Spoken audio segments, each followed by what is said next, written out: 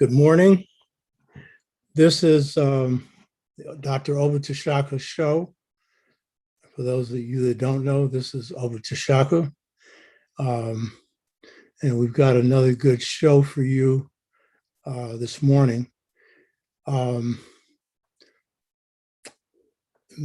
Before I get into that, I just wanted to address some current things and then get into the show.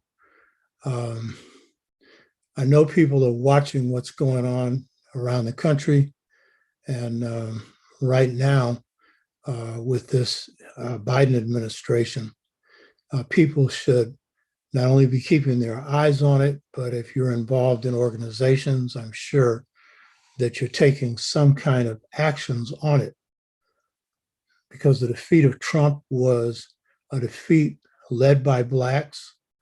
The Black Lives Matter movement and the COVID-19 plague are the two things that really did Trump in. And while he went out and brought in many more white voters and got even more white female support, we brought in many more voters, and Blacks became a lot more active in the electoral politics, and so did Latinos. Latinos doubled their turnout in this last presidential election, even though the percentage voting Democratic went down from 70 to 66%. The overall numbers, which was 20 million, our overall numbers was 19 million, was double what it had been before. So I hope people are watching and taking action to have some influence on what's going on in Washington, because of the power you exercised, and Georgia played a big part in that. We were able to shift the balance in the Senate with an edge of one vote, with the vice president casting the tie vote, breaking the tie vote. So it's put Biden in a position where he's had to respond to a lot of the demands coming out of the left wing of the Democratic Party, Bernie Sanders, and coming from Blacks and people of color. And so as a result, the stimulus money and particularly infrastructure package has a heavy imprint with you on it. And right now, in a very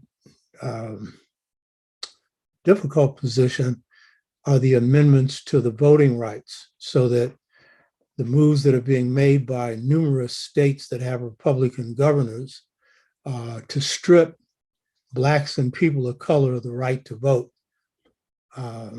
doesn't succeed. And if checks on these moves are not made at the federal level, then it's almost a guarantee that the Republicans will take back the Senate, and a good chance, because the Democrats have lost a lot of House seats in the presidential election, it's a good chance that they'll take back the House as well. And there'd be a real good chance that they could take back the presidency the next time around. So taking action on these things are important. And I know a lot of us tend to minimize our successes and don't really appreciate the victories we make. The key thing when you make one is to consolidate it, to follow up on it.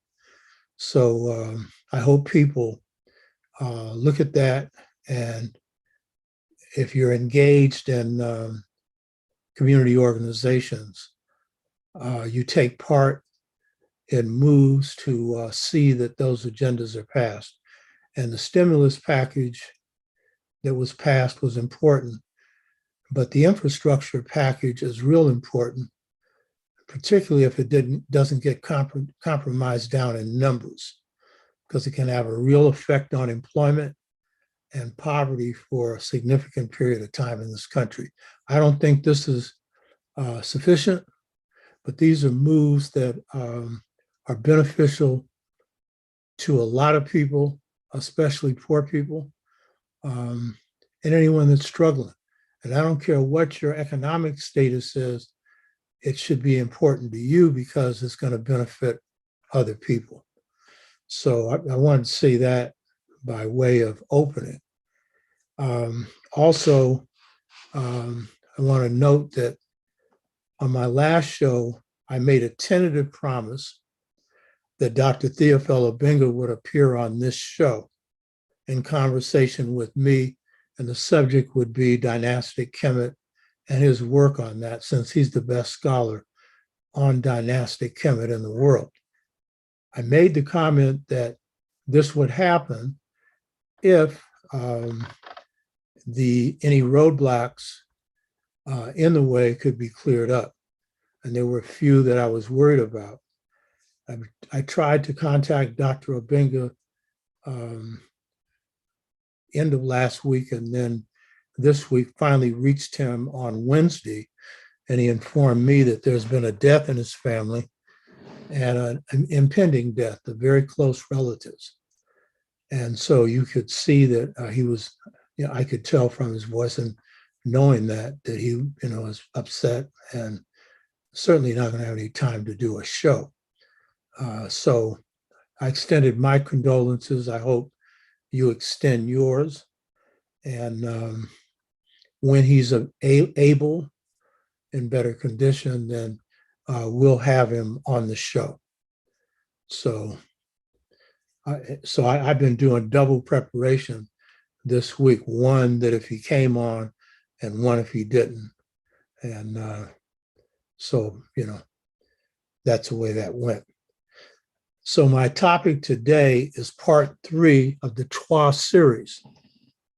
Part 1 was entitled The Twa Mothers and Fathers of Humanity and the Creators of African and World Civilization. This show, the first show, part 1, presented evidence for the Twa being the world's first people and the civilizers of African people and of people throughout the world. While I've covered this in the integration trap, I presented new material, and that's what I'll always do. I don't rely on what I've written, even though what I've written goes into more depth in certain areas. I presented new information on the civilizing role of the Twa, especially on their role in civilizing Africans from the Niger-Congo Bantu region and Africans in general. And there's a whole pattern to how their role in civilizing the larger Africans occurred that gets repeated when we see them move into the Nile Valley and establish civilization, pre-dynastic period, starting around 10,000 BC. And this is extremely important because the Twa role has been neglected in history and in culture, and based on a lot of assumptions that I'll get into in a minute and have talked about before. And one of the pieces that hasn't really been looked at is the role of the Twa in the general civilizing process of African people who come in after the Twa. Stephen McKenzie, Hotep, and your family. So this information that I presented on their role in civilizing Africans from the Niger-Congo Bantu region, which is the central area of Africa, but the Bantu southern Africans who moved up into Central Africa, this applies to Africa at large. And so I stressed how, and this is information coming from the people who were civilized by the Twa. This isn't the Twa version. This is the version of the people themselves, and it's coming through oral history. And very often, Western historians and even some Africans trained in the West, but especially Western ones, don't respect oral history, except if it comes from the Greeks or someone else. You know, Plato talking about Socrates, all his stuff was oral. It's okay if it's white, but if it's black, brown, red, or yellow, it's generally discounted. And we know oral sources are often, in Africa especially, even more reliable than written if the sources are good. And that's because Africans place a premium on truth. And generally, oral history, when it's conveyed, is often conveyed before groups of elders. And if the person conveying it is off, they will be challenged. And in fact, in the traditional initiation systems in Africa, you're not allowed to make too many of those mistakes. So the oral tradition coming out of the Niger-Congo Bantu region and other parts of Africa is saying that the Twa, or some of them call them Batwa, were their civilization compass.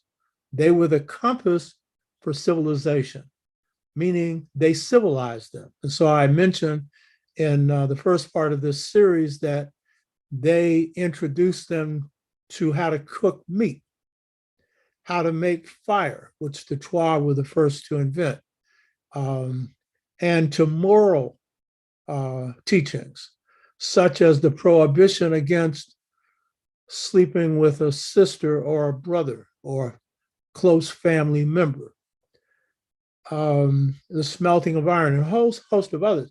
But basically, what we call civilization, which generally is not attached to, associated with the Twa, virtually all those elements are introduced by them, and they are the most highly civilized people on the planet.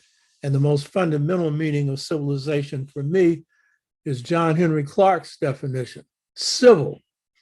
They're the most civil people going, meaning kind and just and loving, but also civilized in the technical sense, introducing medicine. I noted in my first presentation that Dr. Theophilo Benga, that can't be here today because of an illness in his family, said that the people from Congo Brazzaville were taught medicine by the Twa.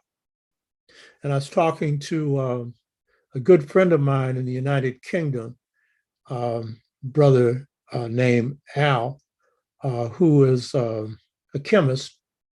He was talking about how good the Twa are at knowing the exact medicinal properties of plants and using the exact proper plant for a particular illness. But they had healing powers well beyond that. In fact, George Washington Carver would have loved to have done some work with the Twa, since they were both vibration people, spirit people. So this first of the three-part series on the Twa dealt with new information, and the most important was their role in civilizing the bigger Africans.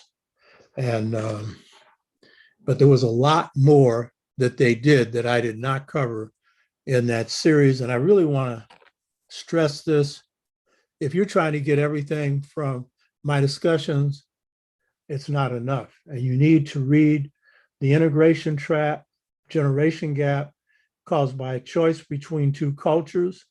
You can get this at Gumroad. And with this one, you get a 44-page summary of the sixfold stages to mental freedom. That's free. That comes along with this. It's automatic with the purchase of this.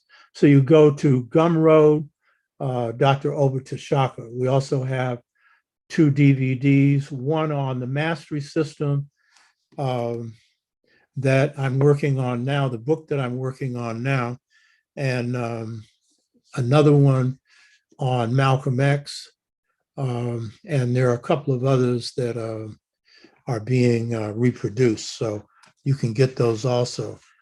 And you should read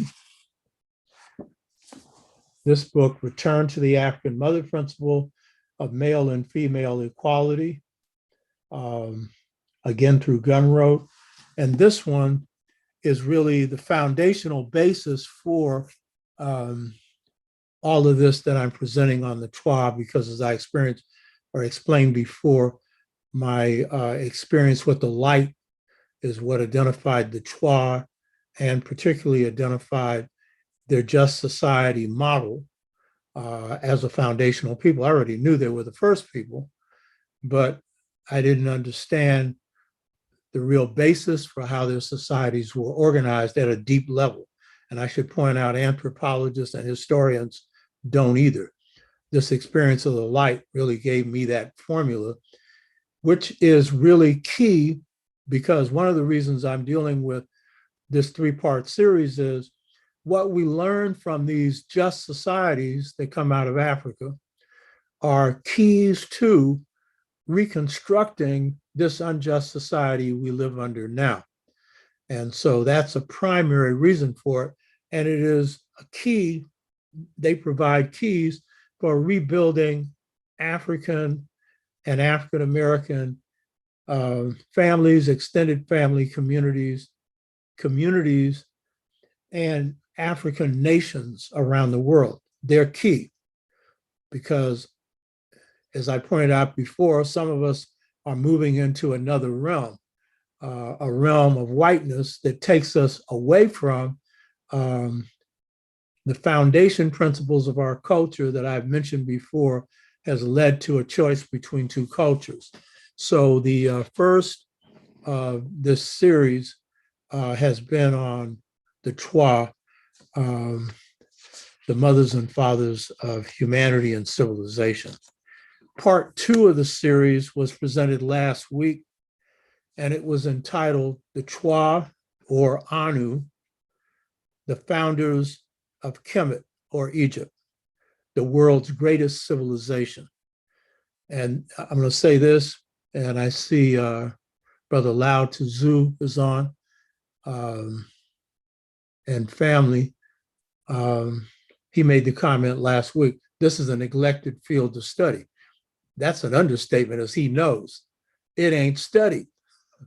It's just put under some categories with dates and very brief description, and then they move on to dynastic Kemet.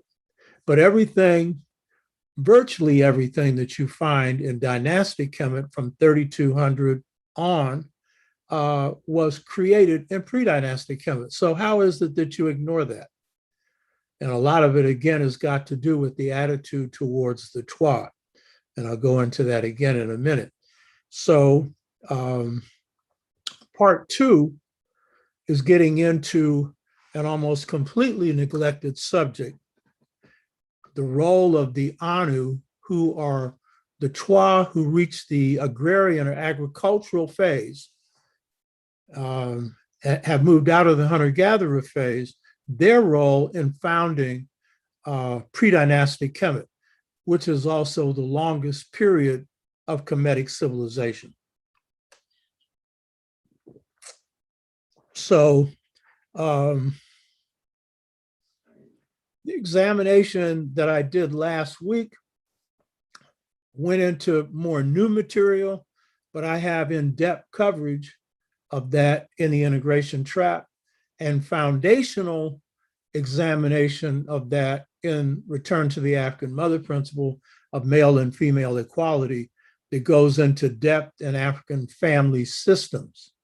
And that's really key to understanding African societies, understanding African American family systems, and understanding how we can really use these models to make the past serve the present. So this stuff that I covered last week focused heavily on new material, though I made a special emphasis of repeating what's in the integration trap on Dr. Theophilo Benga's interpretation of the very important portrait of the Anu governor of Anom, who has come to the palace and his men to worship the pharaoh. So I did go over Dr. Obenga's translation of that, and we're going to extend that in terms of its meaning for both pre-dynastic and dynastic civilization. And this portrayal that you've just seen is thousands and thousands of years old. And it's in Medu Neter, which, by the way, the pre-dynastic Kemites also created. So this particular information covered last week is very important. It's introductory in that I'm hitting the top. You need to do the reading. No leading, no reading. Reading is real key. And I should point out, the material that's being presented here is good for your children, not just for the adults. Because the earlier they get this information, the more it's going to help them in negotiating their way through life. And I try and present stuff in a basic way so that they'll get it. And in fact, if you go to the website itself, all the different shows, there are a lot of different things that young people will gain value from.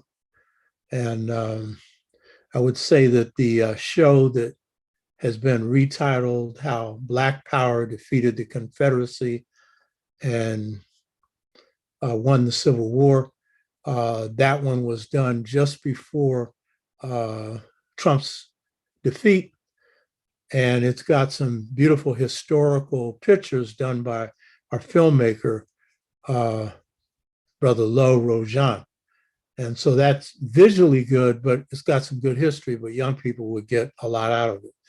And in the future, at some time, I'll put out a few of my tapes on speeches I gave to sixth graders and ninth graders and whatnot, which is also good for you because it's also basic history, but it presented so that someone very young could get it. And sometimes, if you can believe it or not, in 20 minutes from me.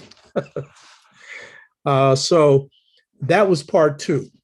Today's show is entitled The Anu, Authors of the Religious Basis of Kemetic Civilization. In other words, if you're going to really understand the Anu contribution to dynastic Kemet or pre-dynastic, or for African civilization or world civilization in general, you need to understand that while the civilizational contributions of democracy, which they innovate, of the way in which males and females interact, which is real key,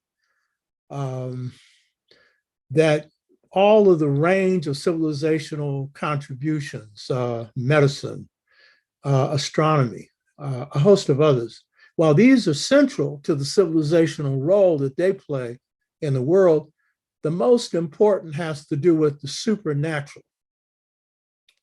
It has to do with the higher mind. And we covered this in a 5-part series on God within. Well, they're the God within people. I mean, if you want to talk about God within, they manifest the highest spirit powers of any people on the planet. Why? They're the first people. They're closest to God. And in ancestral traditions in Africa, wisdom is associated with elders, with their contact with those on the other side, the ancestors. And the most wise are considered to be the first ancestors, because they are the ones who are closest to God. They're the first human beings that God sent to earth. And so in all African traditions, those who go back to the beginning are accorded the highest respect. And so in Africa, the Twa, in the beginning at least, were accorded the highest respect because they civilized Africa. and they civilized the world. But one of the reasons they get the highest respect is they're the masters of the supernatural, the paranormal, of the spirit realm, the higher mind. I was talking to my friend in the UK a couple of weeks ago. He's a chemist, and we were talking about the role of spirit in innovations in various areas of thought. Well, the Twa innovate foundational principles for civilization. They make all kinds of breakthroughs.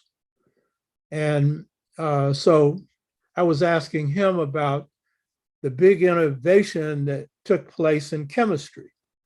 And this was an innovation that occurred in 1865, and it's the benzene ring structure in chemistry.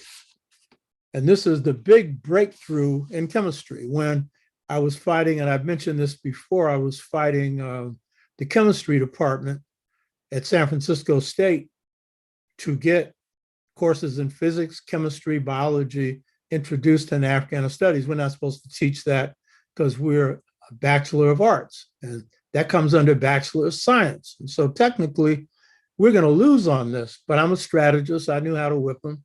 And I hired somebody from the University of Chicago, Grant Venerable, who had a PhD in chemistry. University of Chicago on the food chain in the university systems is high up. Now for Blacks, it's usually a waste, it does you in, but usually not on science so much.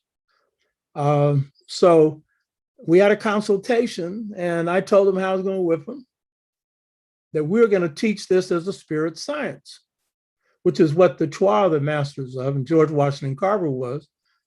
And I usually don't tell my opponents I'm going to whip them, but when I know there's no way they can resist, and sometimes I just want to have fun, I'll tell them, but very rarely. Strategists don't give up their strategy. And so I told them basically, we're not teaching chemistry the way you are. It's chemistry. You see this guy here? I in effect say he can teach better than anybody you got. Number one. But number two, we're going to teach it different. It's spirit science. You know what I mean? And I know you ain't teaching that. And so he left. And when he's going out the door, he turned around. He's a Jewish American, and he said, I'm going to oppose you, but I must admit all breakthroughs in science have come from the spirit realm. And so when I was talking to my friend Al, Al sent me a little thing on the benzene ring, which is the big breakthrough in chemistry. And how did the benzene ring formulation, which has got no holes in it? Because see, anytime you pipe in the spirit realm, you're piping into God's mind. And this isn't like normal dreams we have, you know what I mean? But in this particular case, this guy who comes up with a benzene ring, he's a chemist. If I had that same dream, it would just be what it was. It wouldn't have anything to do with chemistry because I claim no expertise in science, and I ain't had no visions on anything that's got to do with science. Or Einstein's dream that gave him the theory of relativity. All these breakthroughs come at the spirit realm. And I'm stressing this because the Twa are piped into this like every day. And that's why George Washington Carver was so bad. He was piped into it every day. And so what happens in the benzene ring is that a German chemist, his name is August Kekulé, had a dream. And in the dream, he sees a snake eating its own tail. That dream explains the benzene ring, and there's no holes in it because anything that comes from God, it's absolutely accurate. Well, this is what the Twa did on a regular basis. They innovated civilization. So some of the things we're going to talk about today, about some of their contributions to pre-dynastic Kemet in general, they come from that realm. But a lot of us don't appreciate that because we're into the purely despiritualized European intellectual realm.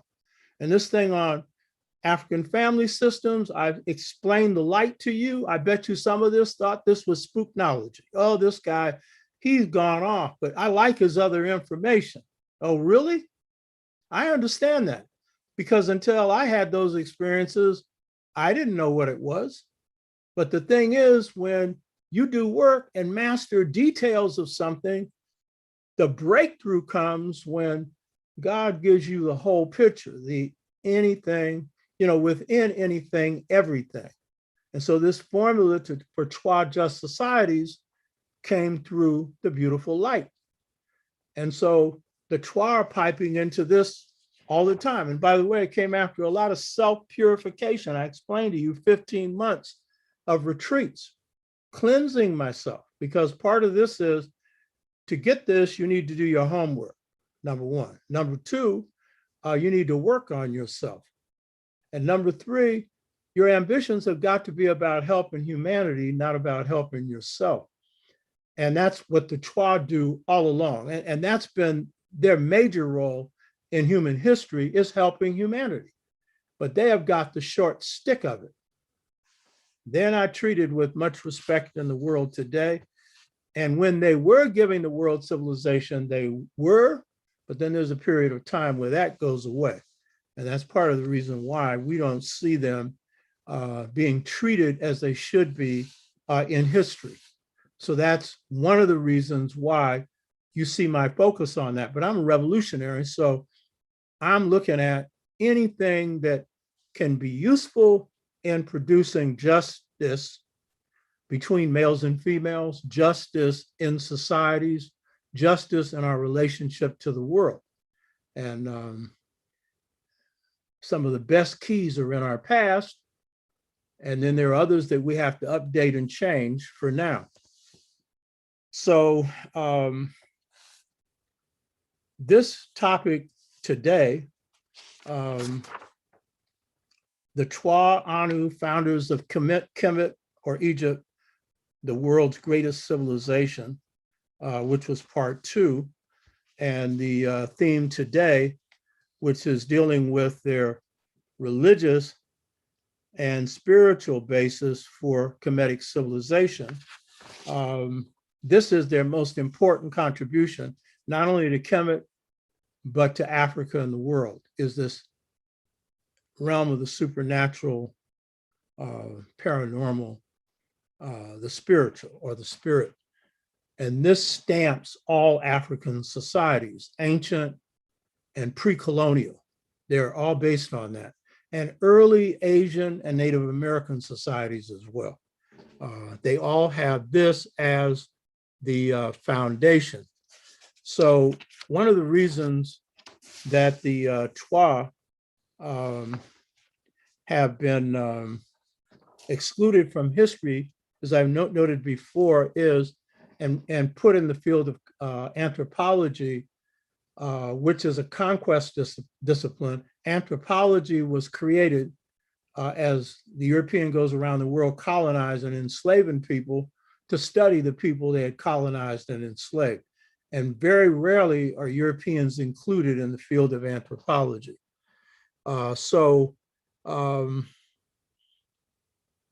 They are put there in part because, as I pointed out last week, the Greeks have been very successful, and then subsequent Western scholars and people in general, they've been very successful in painting the Twa as savage and uncivilized. And so then there's a neglect to study their history. African historians, when it comes to the Twa roots of Kemetic civilization, have in part failed to study the Twa because for them, they're Black. And so that's sufficient.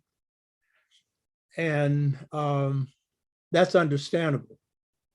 Sheikh Anta Diop didn't go into the foundations of them simply because his mission, as I pointed out last week, was to prove that Kemet was Black. That was his mission. But now that that mission succeeded, and a lot of Blacks in this country have got the word, and a lot haven't. A lot of them are still up on Elizabeth Taylor and others, portrayed in Hollywood or in the distorted history books that write us out of history. So the Twa have been neglected in terms of Kemetic history and their role, the Anu, in part because some historians will say, well, they're Black, it's not necessary to study them. That's understandable. If your mission was to prove that Kemet was Black, then yes, they're the best proof. And that's the proof that Cheikh Anta Diop and Théophile Obinger presented at the UNESCO conference where they won that debate, Kemet's Black. It's a interesting thing that we have to spend all this time arguing that the Black continent, the people in this continent, that is the people who are Black. The Chinese don't have to argue that. White people certainly don't. And who else does? But the point is, it was a necessary argument and it was won. But now we have to look at not only the Anu, and as we have with other African civilizations, look at the nature of their civilization. What did they contribute? Especially since they created world civilization, especially since they created the foundations of African civilization. So obviously, there's something there. So ignoring the historical contributions of the Twa misses the important point that the Twa are the world's first people. They are the founders of world history. And this is, for those of you who read The Integration Trap, know this, most people don't. I redefine the period that the Twa usher in, not as prehistory. That's what the anthropologists have tagged on to this period of history, where they stick all people that they consider quaint of color and remove them from history. They call this prehistory. Now, by prehistory, they technically mean people without writing, but terms have a meaning. Prehistory means before history, before. Now, that would seem to be a period in which there are no people. So if you're sticking people into that category and they're human beings, what are you saying about it? They have no history. So obviously, the Twa, as they move into the agrarian stage, the Anu, they're the first people in the world, founders of world civilization and culture. And so I think it's appropriate to call this period of history not prehistory, but formative history. Formative history. That is, they are the formers or creators of world history. And so it's the formative period that is the period that is covering the hunter-gatherer stages, and a later formative period that covers the agrarian period, part of which we find in pre-dynastic Kemet. And as formative, what this means is that because hunter-gatherers existed in this state longer than humans existed in any other state of history, going back 144,000 years, some historians will trace human history back to Homo sapiens sapien at 300,000, and they're using a mean of 144,000 to 400,000. They're making guesses, but they have some fossil remains that they found in different parts of the world that are fairly old. And so then they come up with this mean of 300,000. But the 144,000, I gave 10,000 forward or backward, is mitochondrial DNA. That's the best evidence. But the key point is, whatever your time period is, human beings existed in this hunter-gatherer state for an extremely long period of time, longer than any other period, over 100,000 years or more. And so it means that formative habits, formative beliefs, formative institutions, formative thoughts are created there. And they're so foundational that they are central to the operation of subsequent societies that form after the hunter-gatherer stage, agricultural societies in Africa and also outside of Africa. They are so fundamental, it's kind of like your subconscious. It's so buried so deep in it, you're not even aware of it, at least of its source. It's kind of like the teachings that your mother drops in you that makes her more aware of some of your behavior than you are. And even if you're somebody that thinks they know themselves, when your mama tells you this, all you have to do is say, oh. I've had a lot of those oh moments with my mother. You know what I mean?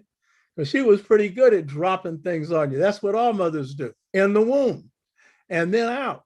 And that's called love. And that's also called good child rearing. My wife has raised a very good son, and she dropped some good stuff in him.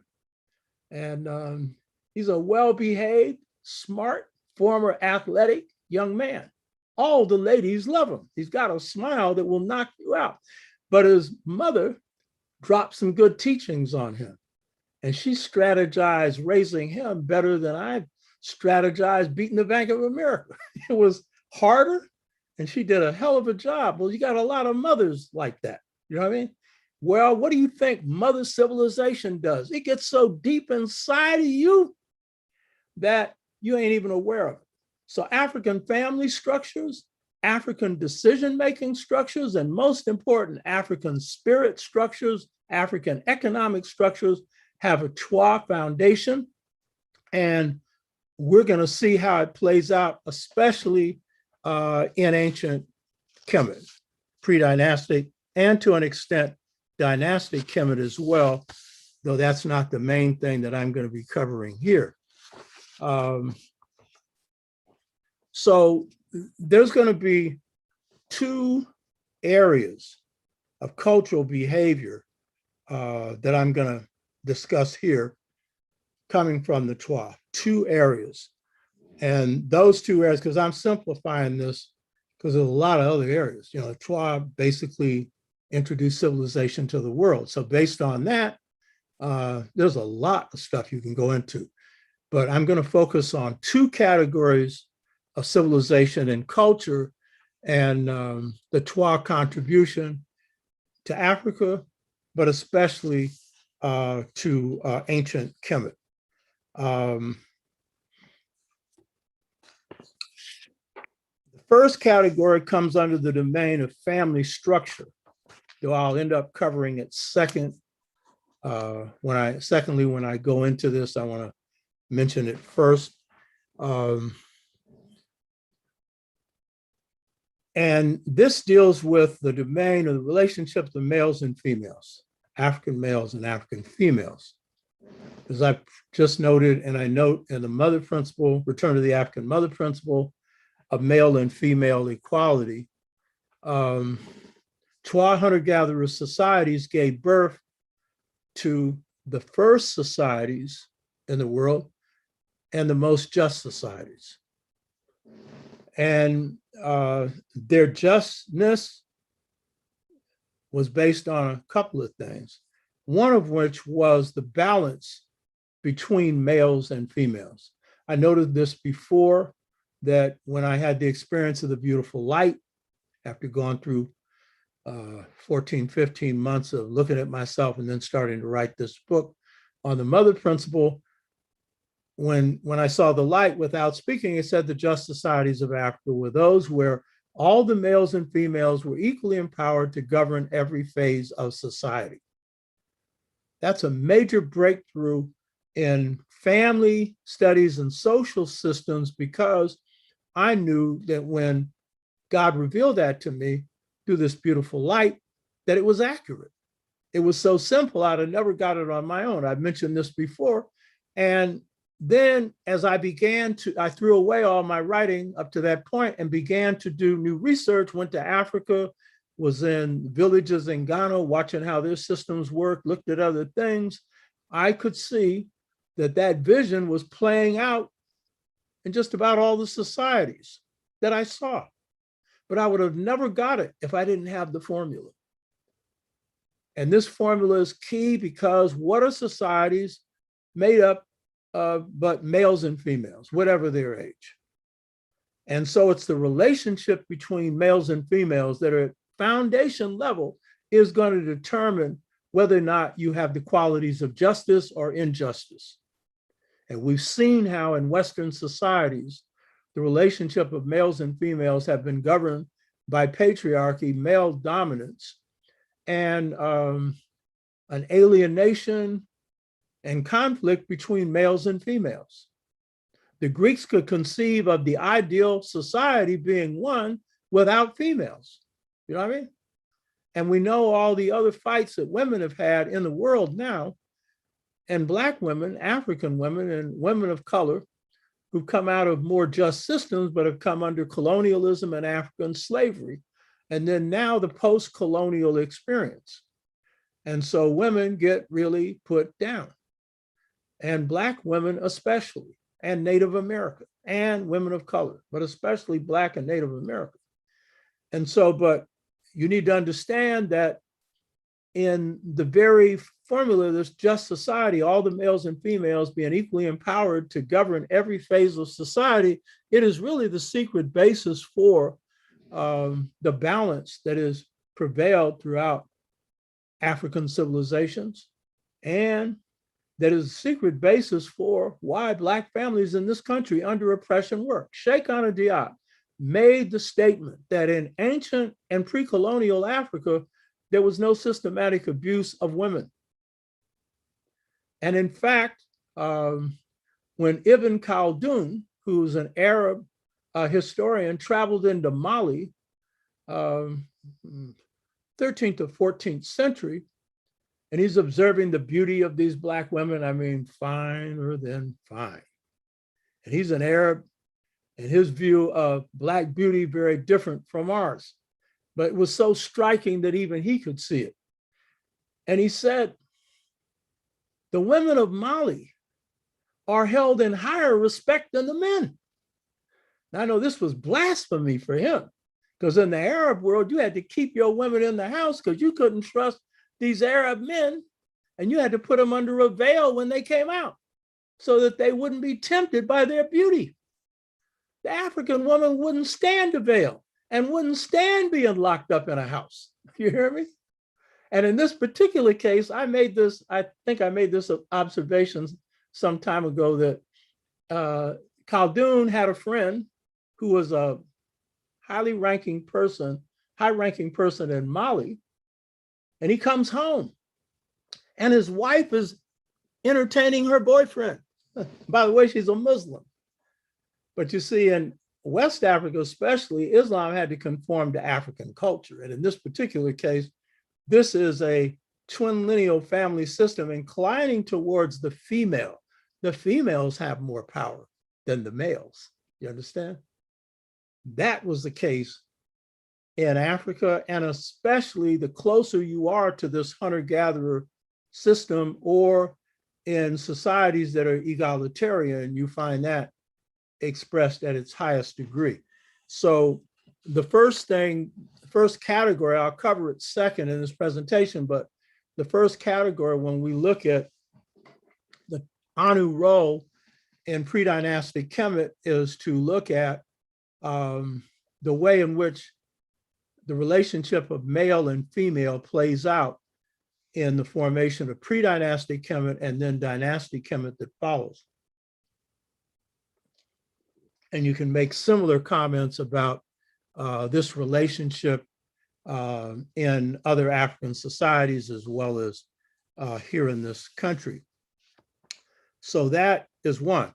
And there you're looking at the impact of this relationship of males and females to the basic family unit, to extended family units, both made of blood and community, and lineages, which are larger units of African families, people with common blood ties, and then clans that are extremely large, and very often all the family members are not living in the same geographical area.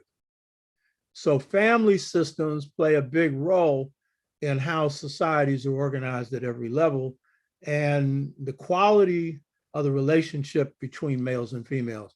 The Twa twin lineal stamp is key here. We'll come back to it. The one that I'm going to deal with first, though, is the central category of spirit in the role that the Twa play in civilization and the role that the Twa play in the founding of Kemet. This is real key. This area of spirit is what a lot of Blacks and most whites call religion. The correct term is spirit. We'll come back to it. But generally, people will refer to the fact that this is a civilization founded on religion. Well, you got to understand what that means in the African context, starting with the Twa and then virtually all African civilizations. And I'll go into that in a minute.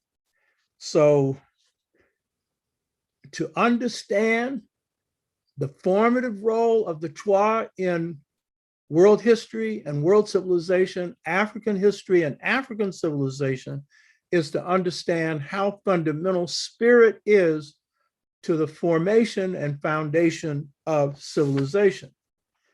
And you will not understand Africans in the world today if you do not understand the role that spirit plays in our life.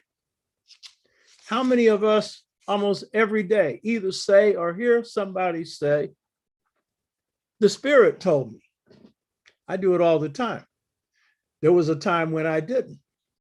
That's when I was under the sway of this Aryan worldview because I was more intellectual. And so my favorite saying then was, the reality of the situation is see, touch, and smell. You know what I mean? Even though I had a spirit side, an intuitive side, I hadn't incorporated it deeply into how I saw things. And so that's common, you know? Oh, the spirit told me. I'll be sitting up in the barbershop and somebody's saying that, or getting a pedicure, you know? And the sisters are saying that, you know what I mean? So you be spirit-based, or you say, I feel you. What are you feeling? The spirit of another person. So the first thing that we got to understand about the hunter-gatherers and ancient pre-colonial African civilizations is that if we're to understand them, we have to avoid imposing through our thoughts a Western materialistic view of them, a Western materialistic ethos or lens through which we view them. When we do that, then we're seeing them through white eyes. I don't care how Black we are, we're doing that. So I've mentioned this before about despiritualization and stuff. And the Western materialistic ethic grows out of the Greek materialistic philosophy, which is the philosophy of the Western world and has become the philosophy of the world by and large, even though different cultures have their own orientations that may go contrary to it. So this view is the materialistic view places as the most important things the pursuit of wealth, the pursuit of private property.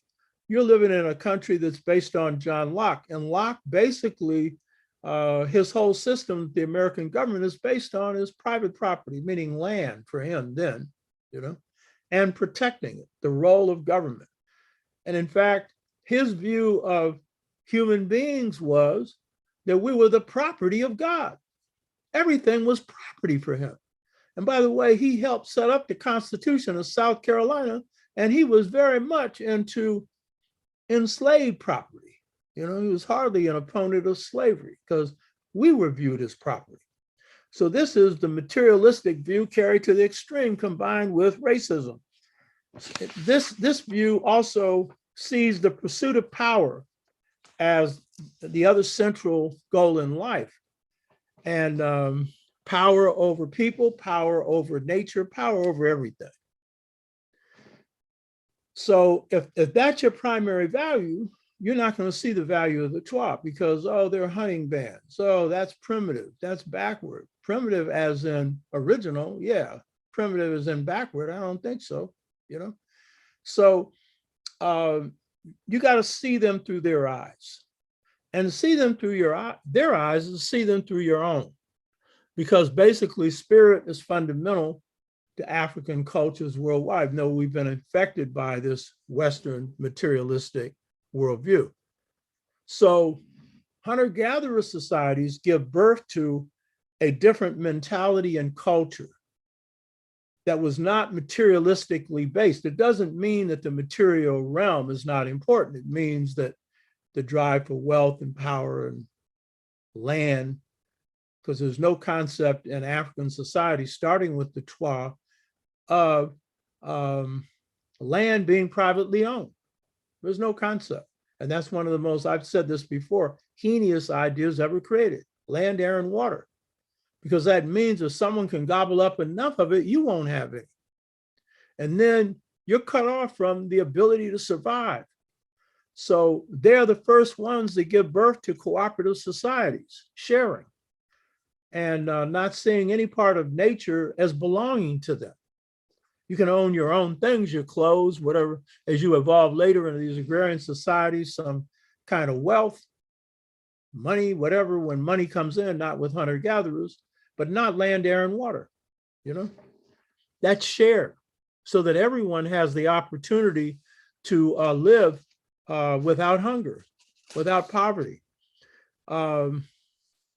So what we need to do is really appreciate the lens or the view that the Twa are coming from. And that view is one where spirit is primary, but it does not exclude the material. But it understands that matter and spirit coexist. We're physical beings, physically on the outside. But spirit is like what gives us life. It's also the intelligence that resides within us. You know, we've gone through some of this through looking at our own internal powers. We all know this, you know. Everything that's got spirit in it is intelligent, everything, you know. And that includes the four-legged creatures. Native Americans call them our near relations. As they specialize in certain things, they're more intelligent than we are, you know. And if you want to deal with, if you got a problem with a specific species of animal, learn to think like them, because they can outthink you in their area. You know what I mean? I think I was telling you before, my wife and I had gone on vacation to Mexico and came back, and we had a rat invasion because new neighbors had dug up the ground. And so the rats were looking for a new place to live. And I've been here forever. We never had a problem. And the only way we got them out was to think like a rat. Because I brought in Dewey Pest Control and all the rest of this stuff. I knew it wasn't going to work.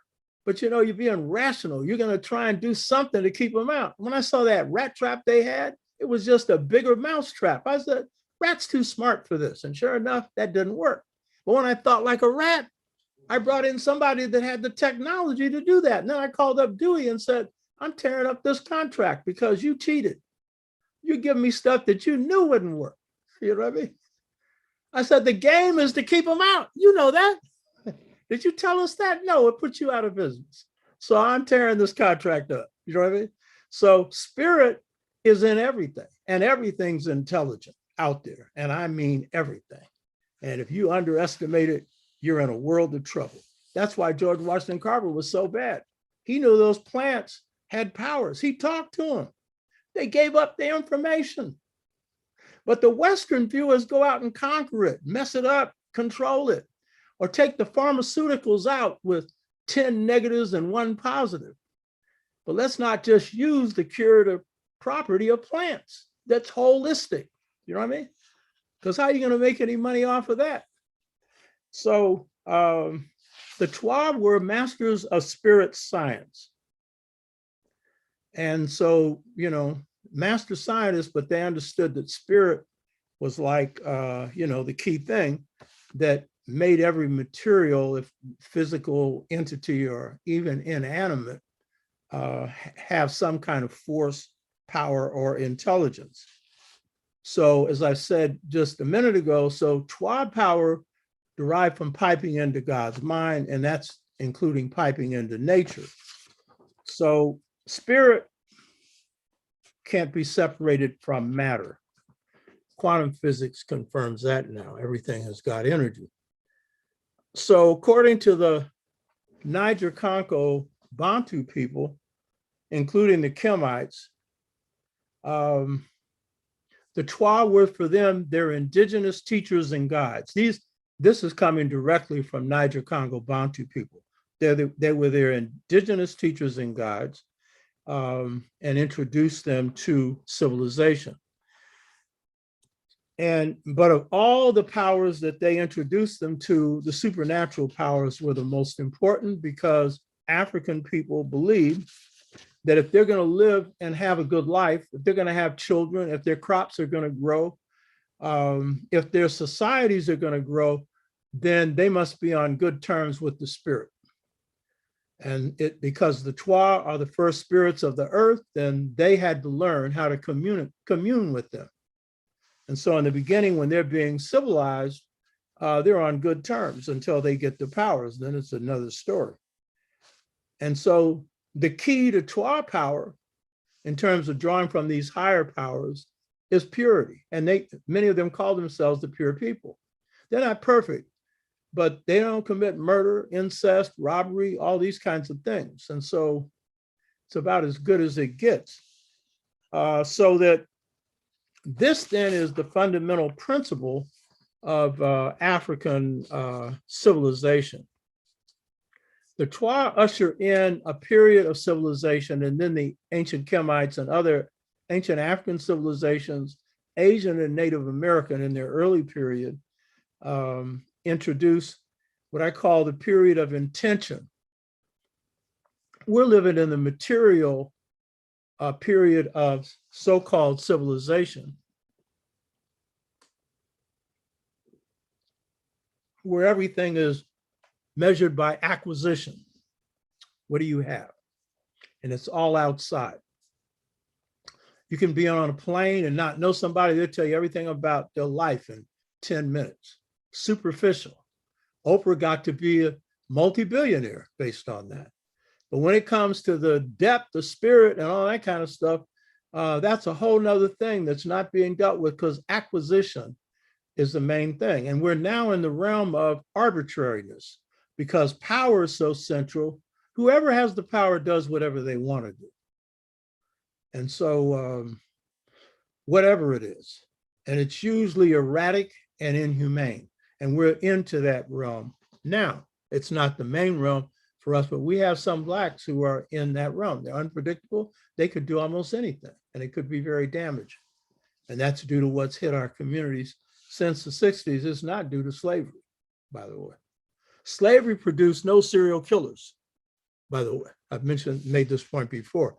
So the period of intention, which is a very noble and high period of civilization, is a period where people are judged not first by their actions, but by their intentions. If a person thinks about doing something that's wrong, that is the basis for wrongdoing.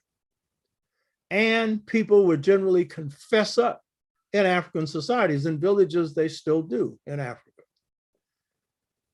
I've read situations, one situation where one of a king's wives gets some flowers placed right in front of her door. And the person who placed it there didn't say anything to her, but he was making a statement. That was a serious offense. I'm not going to tell you how serious. It was a serious offense, because the king knew that was intention, and actions were going to follow. But even if they didn't, the crime was the crime of intention. Africans have a saying: beware of what you do, because the spirits are watching you all the time. So that's one way of checking that. But basically, intentions govern everything. And so a good person has got good intentions. Well, what kind of society is measuring itself on that? and in the early periods of Kemetic society, and based on their teachings, they at least tried to. The Twa actually did. I'm not saying everybody was perfect.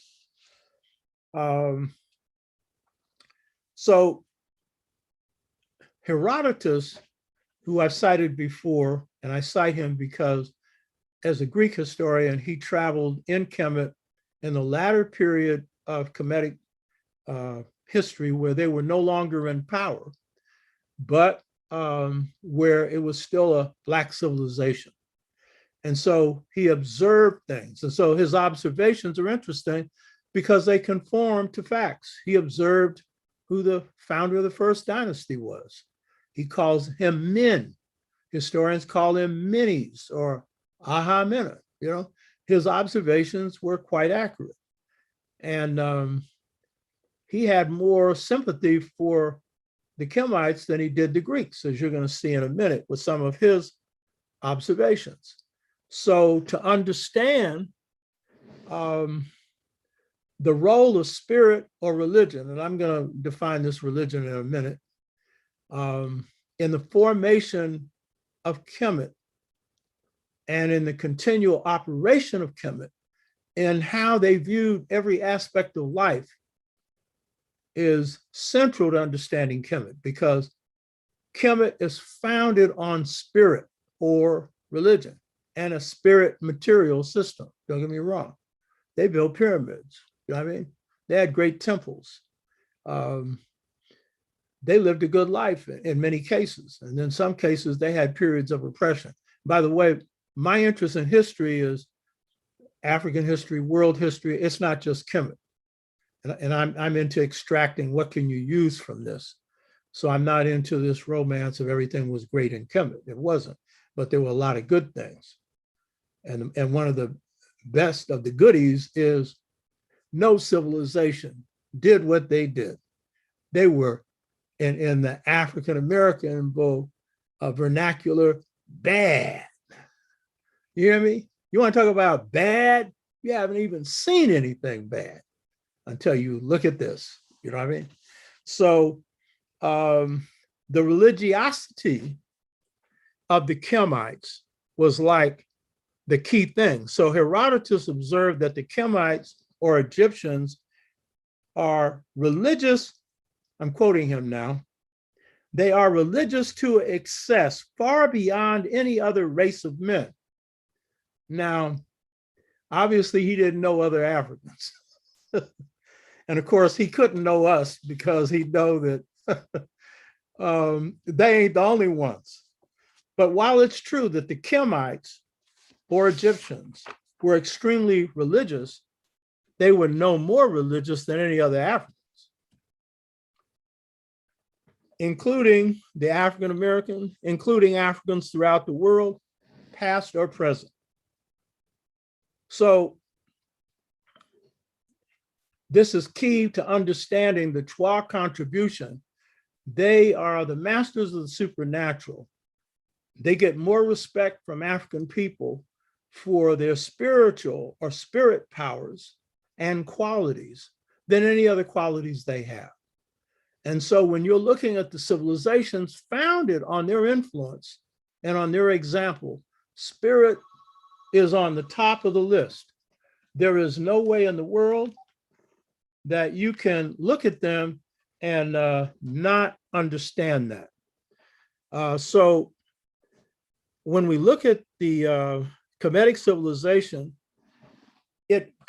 spirit guides all levels of the civilization. Some of our historians, and I'm including African ones, who write about Kemet, write in the same way white people do, except that they laud Kemet, but it's a despiritualized intellectual view of them.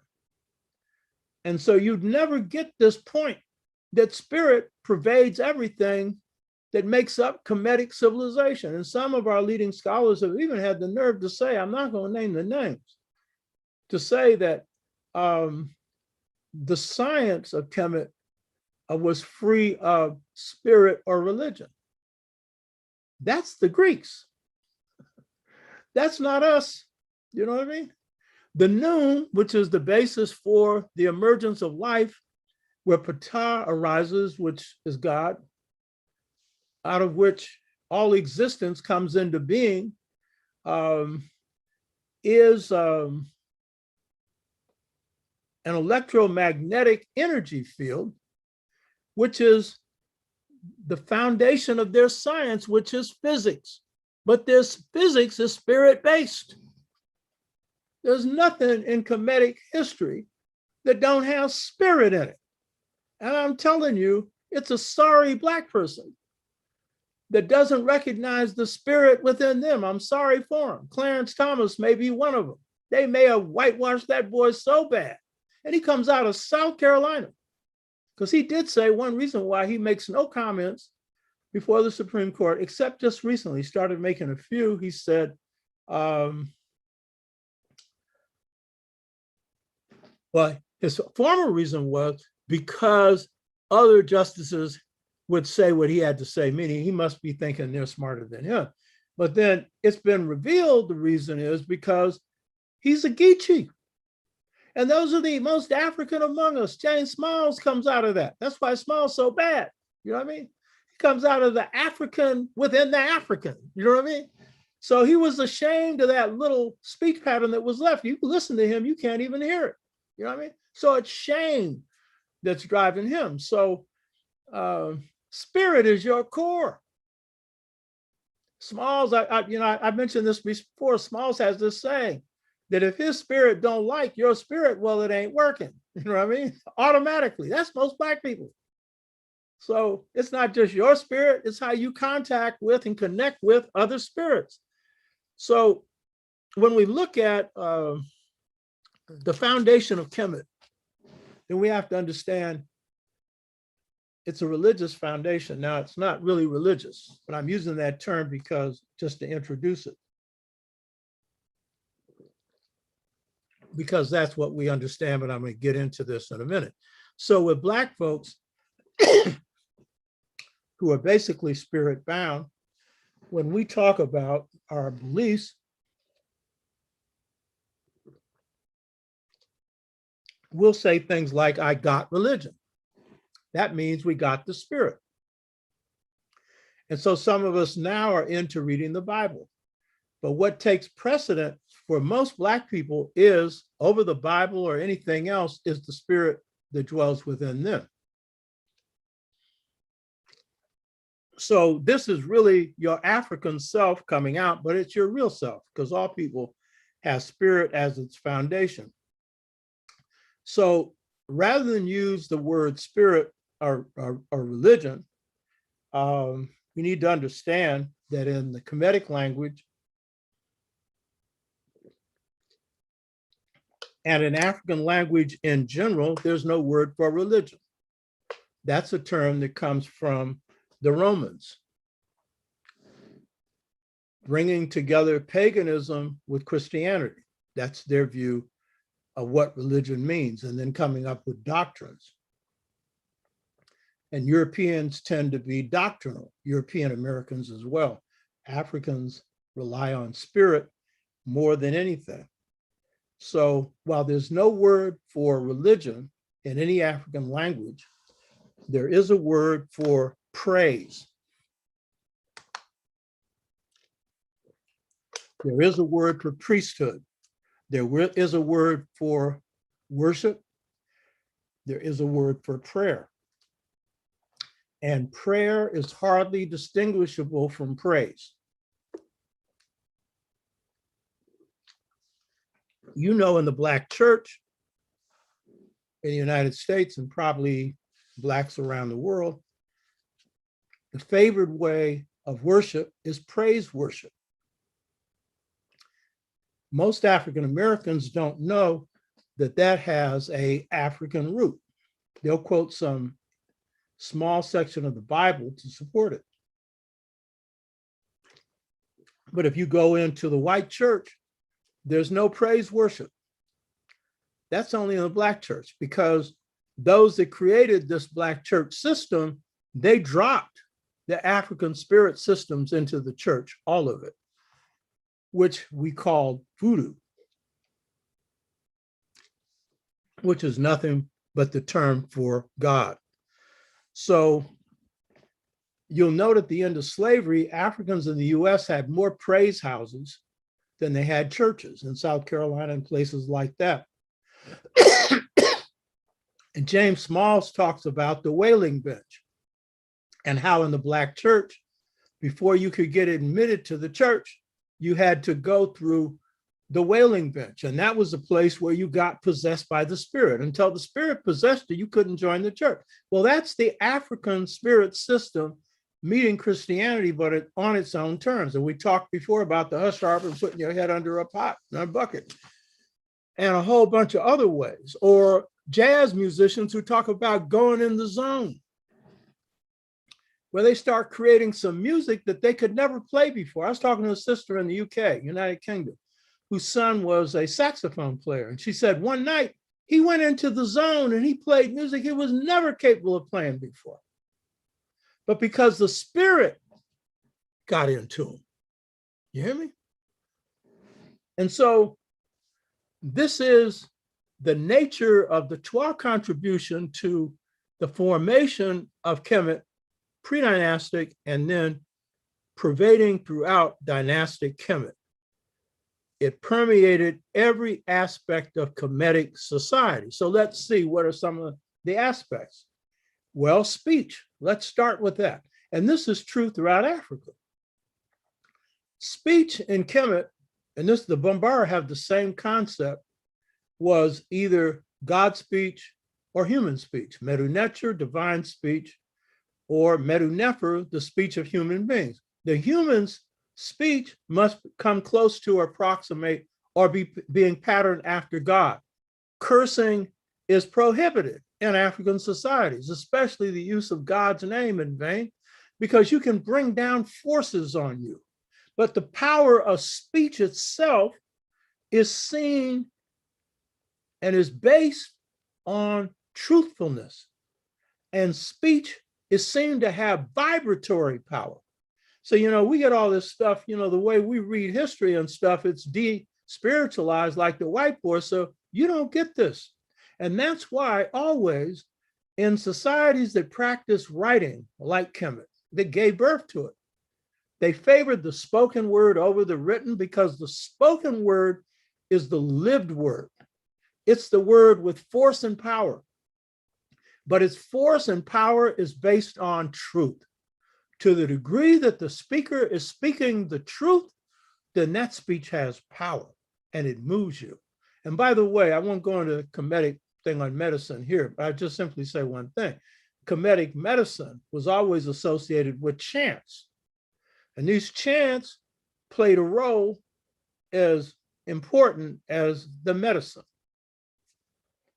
Ma'at, M-A-A-T. A lot of us who are watching this, who are conscious, about Ma'at. It pervaded all areas of Kemetic life and thought, ethics, philosophy, the judiciary, political organization, education, family life, economic systems.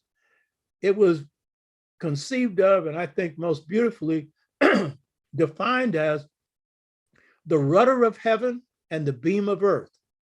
The rudder that gives direction to a ship, the beam that's the central part of a building.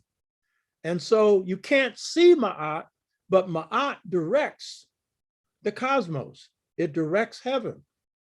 It directs God. They say when Ptah comes out of the noon, the watery mass, he ingests Ma'at, or it ingests Ma'at, meaning that truth and justice is internal to God. So, but the key point is spirit is at the foundation of this. You can't see this. This is an invisible force symbolized by a female with an ostrich feather on her head. Again, indicating that the Kemites had a very high regard for women. And if they're going to embody truth, they're going to embody it in the female form. Now, in the West, art is art for art's sake, or it's art for beauty, aesthetics, generally the term used for beauty or beauty. But in Africa, and this includes Kemet, the role of art was not aesthetics. It was not to just display beauty, even though it was beautiful. And I think that that played a role. It was not its central role. The carvings, the statues, the paintings that are the mortuary pictures in places where people are buried. All of these carried spirit.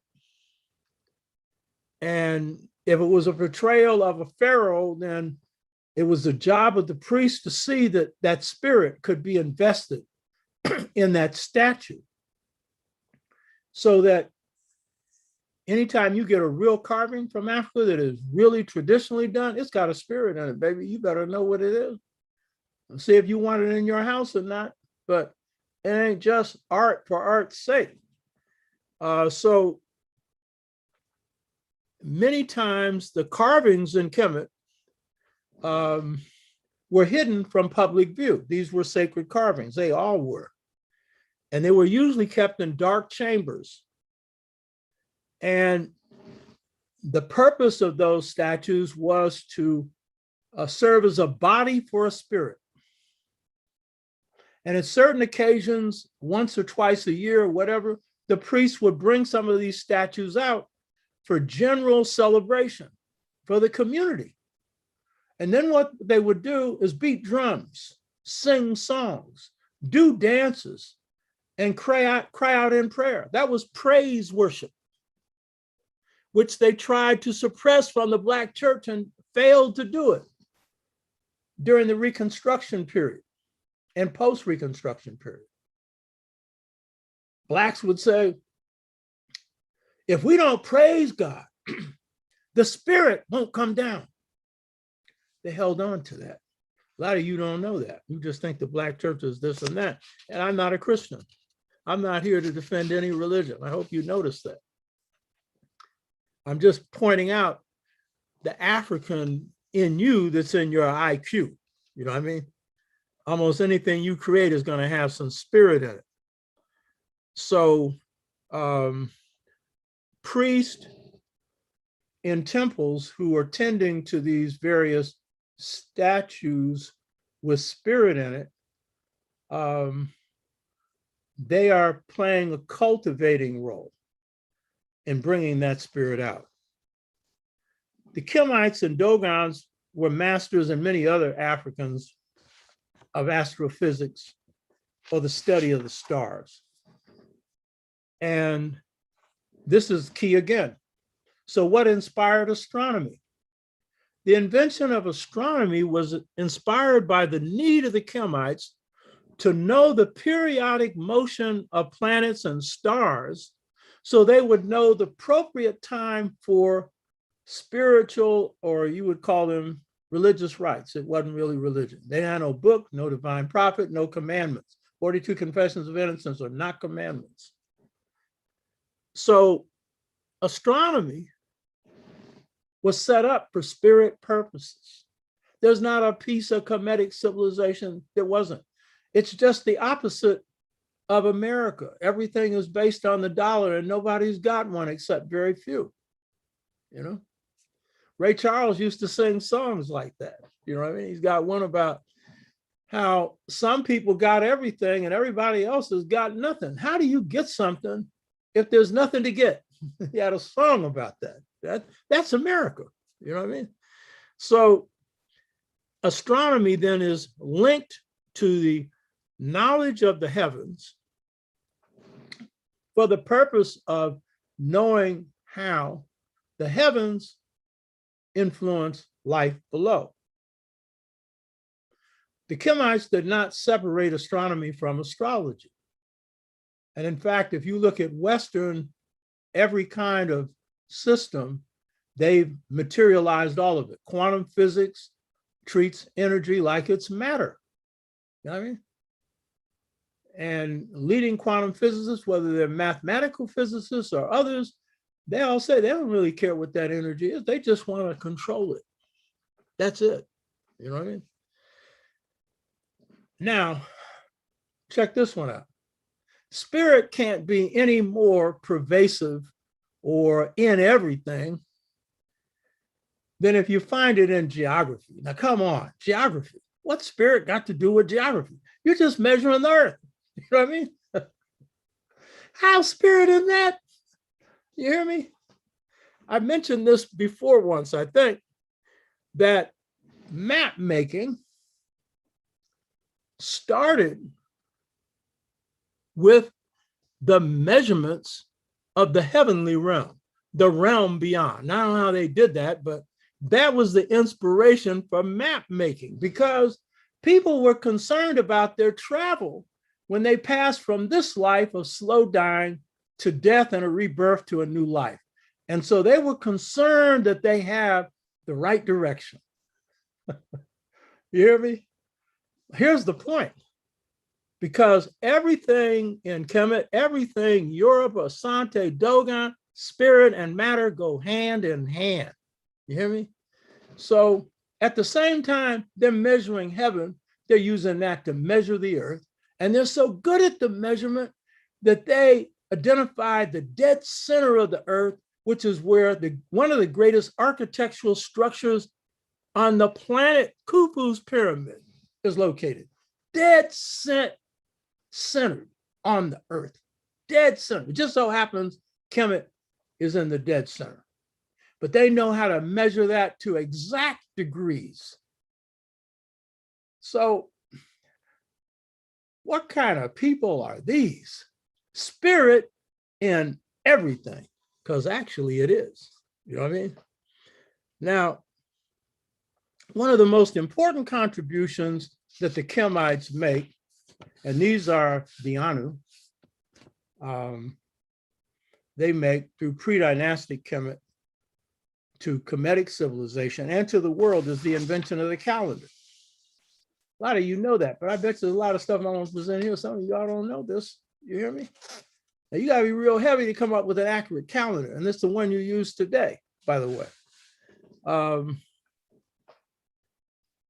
Herodotus, traveling in Kemet in its late period, long after the calendar had been invented, made this observation, because he's talking to the Kemites. He said, quote, "The Egyptians said they were the first to discover the solar year and to portion out its course into 12 parts, 12 months. They obtained this knowledge from the stars." Now, this is very important. Very important. In other words, astrophysics was the source for the Kemites establishing, pre-dynastic Kemites, establishing a very accurate calendar. Now, let's look at what Herodotus thought about the Greeks before we get into how do the Kemites, pre-dynastic Kemites, the Anu, come up with this calendar. What did Herodotus think about the Greek capacity to do this? Because, see, since the era of colonialism, everything's Greek. And it's a denial of any African influences on the Greek. By the way, Herodotus said virtually all the gods of the Greeks came from Kemet. You know what I mean? In fact, even the Olympics came from the Kemites, by the way. The Olympics. So this is what he says about the Greeks' effort to create an accurate calendar. Quoting Herodotus on page 82, The History of Herodotus, book 2. See, don't be saying I invented this. By the way, I'm finding it kind of interesting that when I go to my analytics, because I rely on these analytics, you know, Google, you can get right in there and can see how many people are watching your show, what the ages are, you know, the sex is, what parts of the world they're watching and all this stuff. These Twa analytics are awful slow. You hear me? They're taking forever. And usually analytics are quicker than when you go and watch the show after this show's over. You'll see the number of people that viewed it at different times. Usually analytics are ahead of it. These are behind. I don't know why, but this is freeing information for everybody. You should be glad to know this, even if you're Greek. So what does he say about the Greeks? He says, to my mind, they, the Egyptians, contrived their year much more cleverly than the Greeks.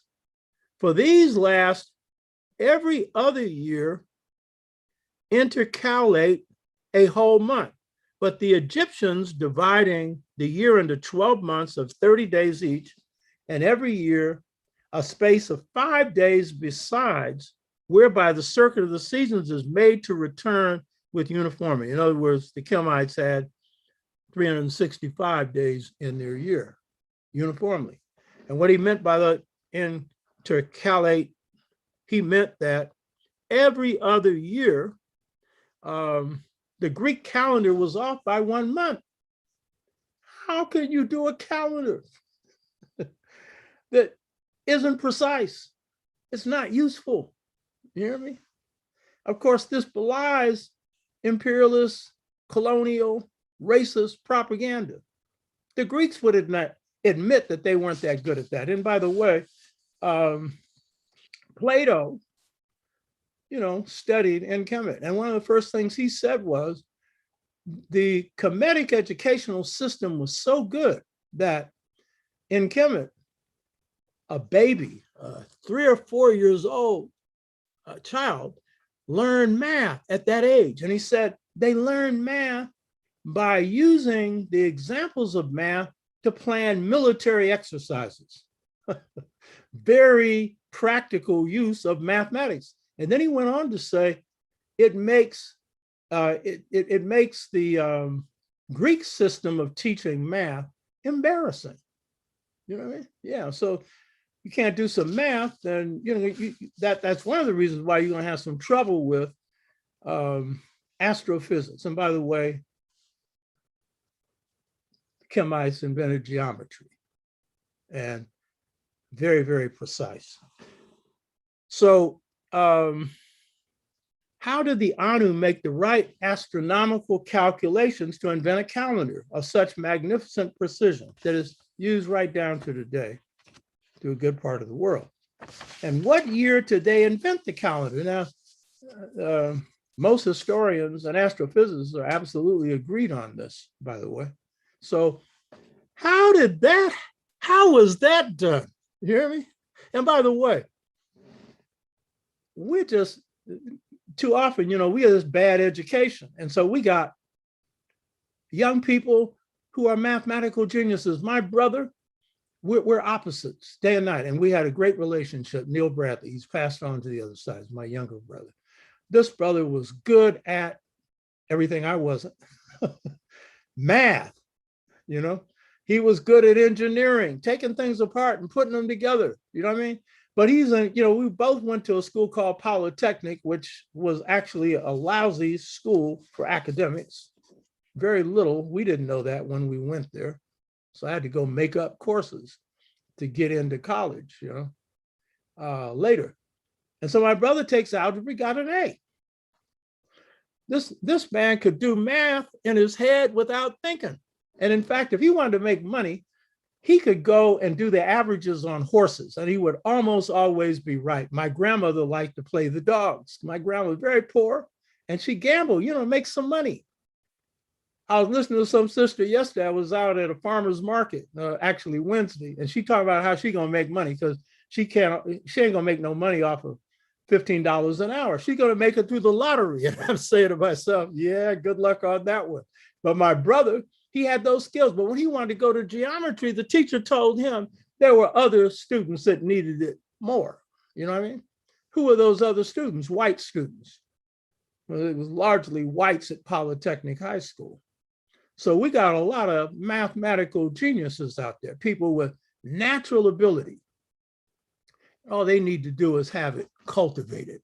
You hear me? And they just need the proper instruction. The school that we have, African Children's Advanced Learning Center, run by my former students. They're in their 70s. They were close to my age when they took my class in the 70s. and they're good in math. One brother named Ustadi Kadiri, another one, Thabiti Mtambuzi. Ustadi's real good. He's a mathematician. He was trained by another student of mine, Bomani Sawatu, also in our organization, Pan-African People's Organization. And they take these kids and they may know nothing about math when they're finished with them. They're little mathematical geniuses. And they took an average student, one of our average students, because Thabiti told me this, and he scored the highest math scores on Howard's math exam ever. And he was just an average math student. So we got mathematical geniuses out there, just like you got every other kind of genius. They need to be nurtured. They need to get the proper education. And they need the love. Because if you're going to really teach a kid, then you got to see his potential, this thing of Seba, see the light that's within them, the gifts that's within them, and encourage it. But even if they aren't mathematically inclined, you can get the basic stuff down. You hear me? And you need that now.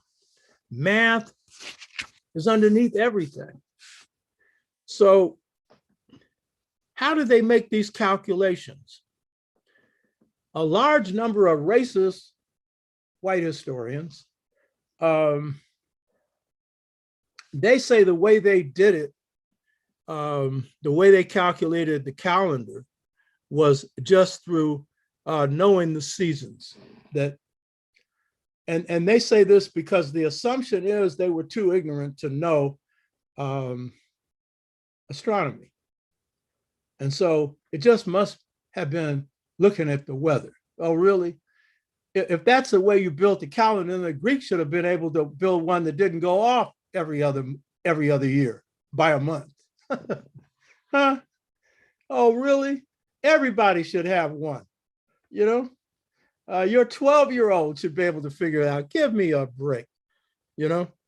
So the problem with that argument is that these Europeans who say that they just had to observe the weather and whatnot and the seasons, and they could, because one of the things about the calendar that was very important was predicting the flooding of the Nile, because they had to regulate that to know the proper time for planting and the proper time for reaping, and when you move back and when you're going to come back and all this stuff. So the problem with this thing that the calendar could be constructed basically on the fluctuation of the Nile is that that fluctuation varies by as much as 6 weeks. And so you could never tell from year to year exactly when the flooding is going to take place. So they had to know astronomy to predict this. So this is what the experts say. The experts on astrophysics and on Egyptian history say, almost all agree, to the precise time that the calendar was invented, 4241 BC. That's pre-dynastic Kemet. That's 1,041 years before the first dynasty of Kemet, assuming it was 3200 BC when it was formed. There's different ideas on exactly when you had this unified Kemet. So how did the Kemites make this astronomical calculation? This calculation was made based on the Sothic cycle, or the cycle of Sirius. And what the Kemites discovered through astrophysics is that the Sothic cycle, or the rise of Sirius, coincided with the Nile's flooding. And in this particular case, occurring in 4241 BC between July 19th and November 15th. That's how good they were. Now, the Kemites had such a deep knowledge of astronomy that they could make this calculation on the rise of Sirius, because the only way you could predict it is to know astrophysics because you can't see it when it rises. And so you have to predict it based on helical rising data.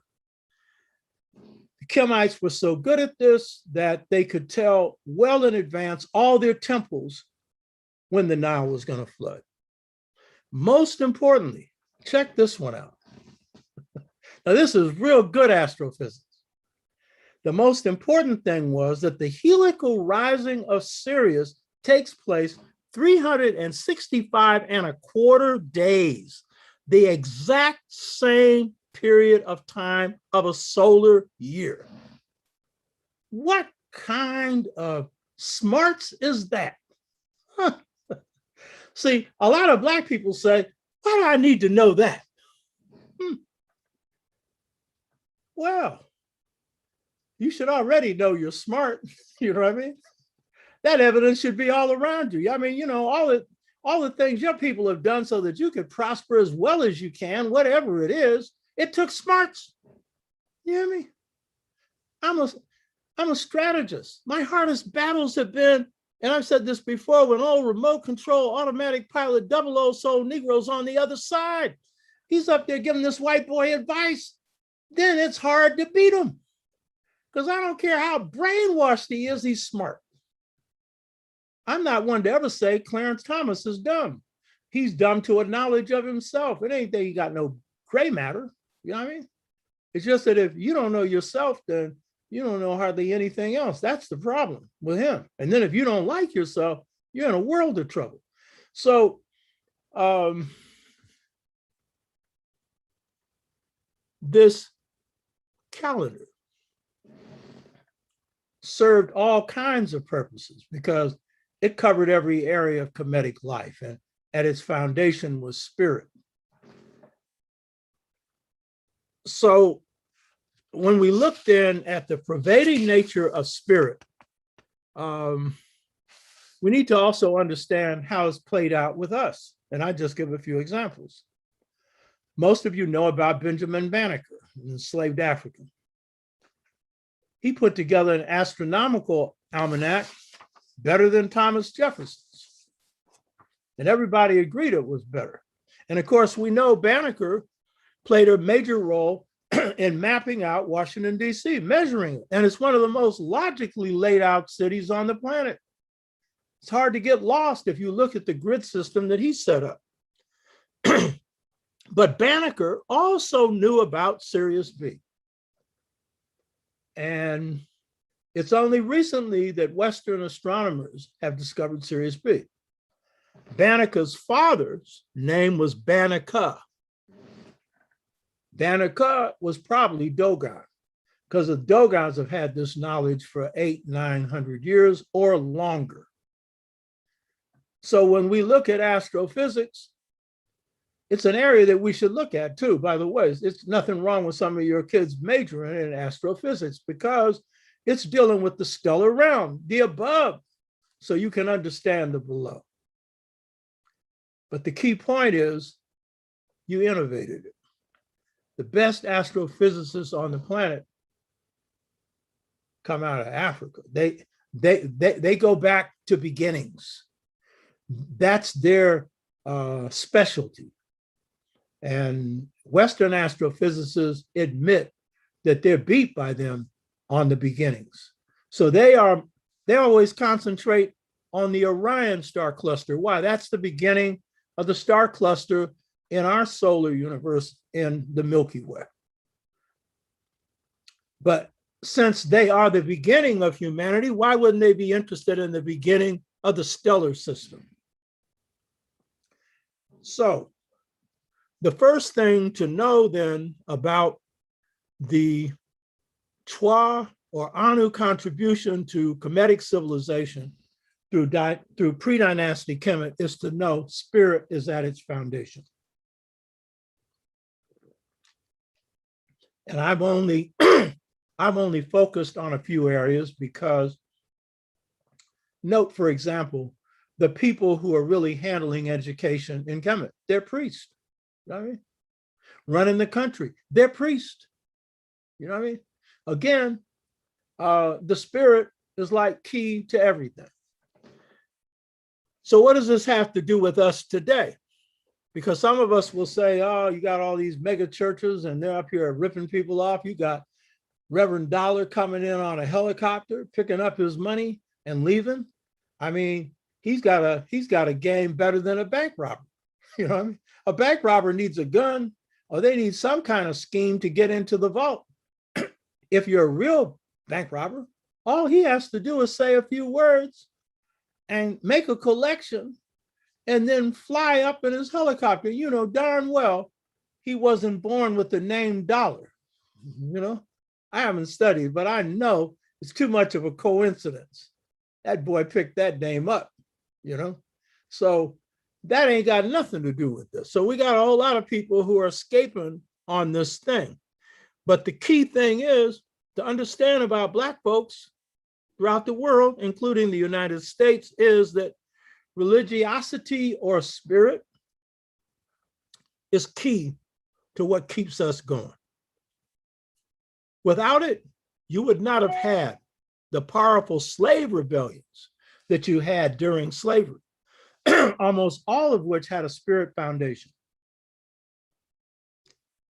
Nat Turner, Denmark Vesey. The only successful slave rebellion in the history of the world that overthrew the institution of slavery in Haiti was based on slavery, voodoo. The voodoo priest Boukman, who was the one that gathered those that launched the revolution. And then I'm told that there were a number of other Boukmans after him because he was killed, but that launched the revolution.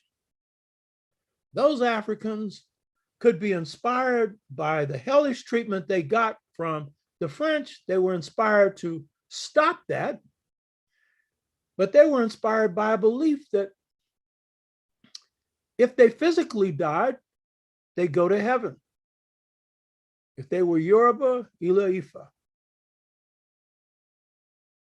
Or they would be successful and win their freedom on this earth. So that spirit gave them the determination to fight.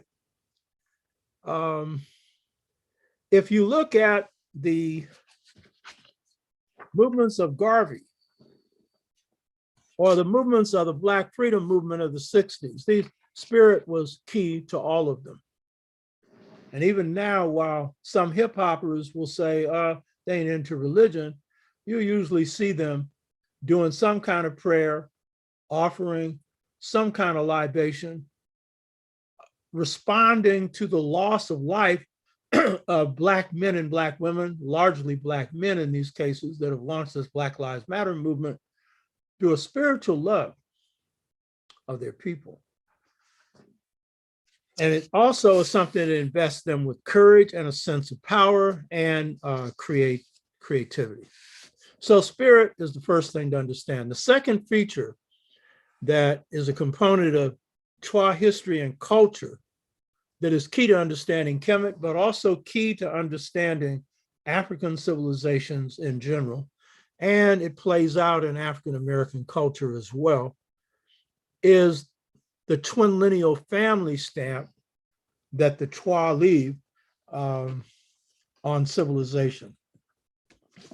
And those of you who have read this book know that this is the heart of Return to the African Mother Principle of Male and Female Equality, Chapter 6, where I look at a number of different African family systems based on the vision that I received on Just Societies, show that they prevailed all over Africa and still do, even though we've been influenced by colonialism and then externally slavery.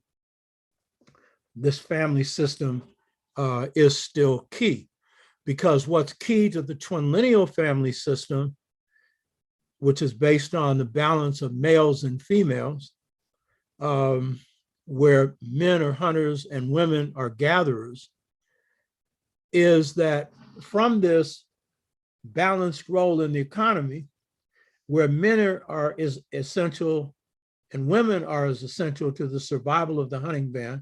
The hunting band can't survive without the input of both.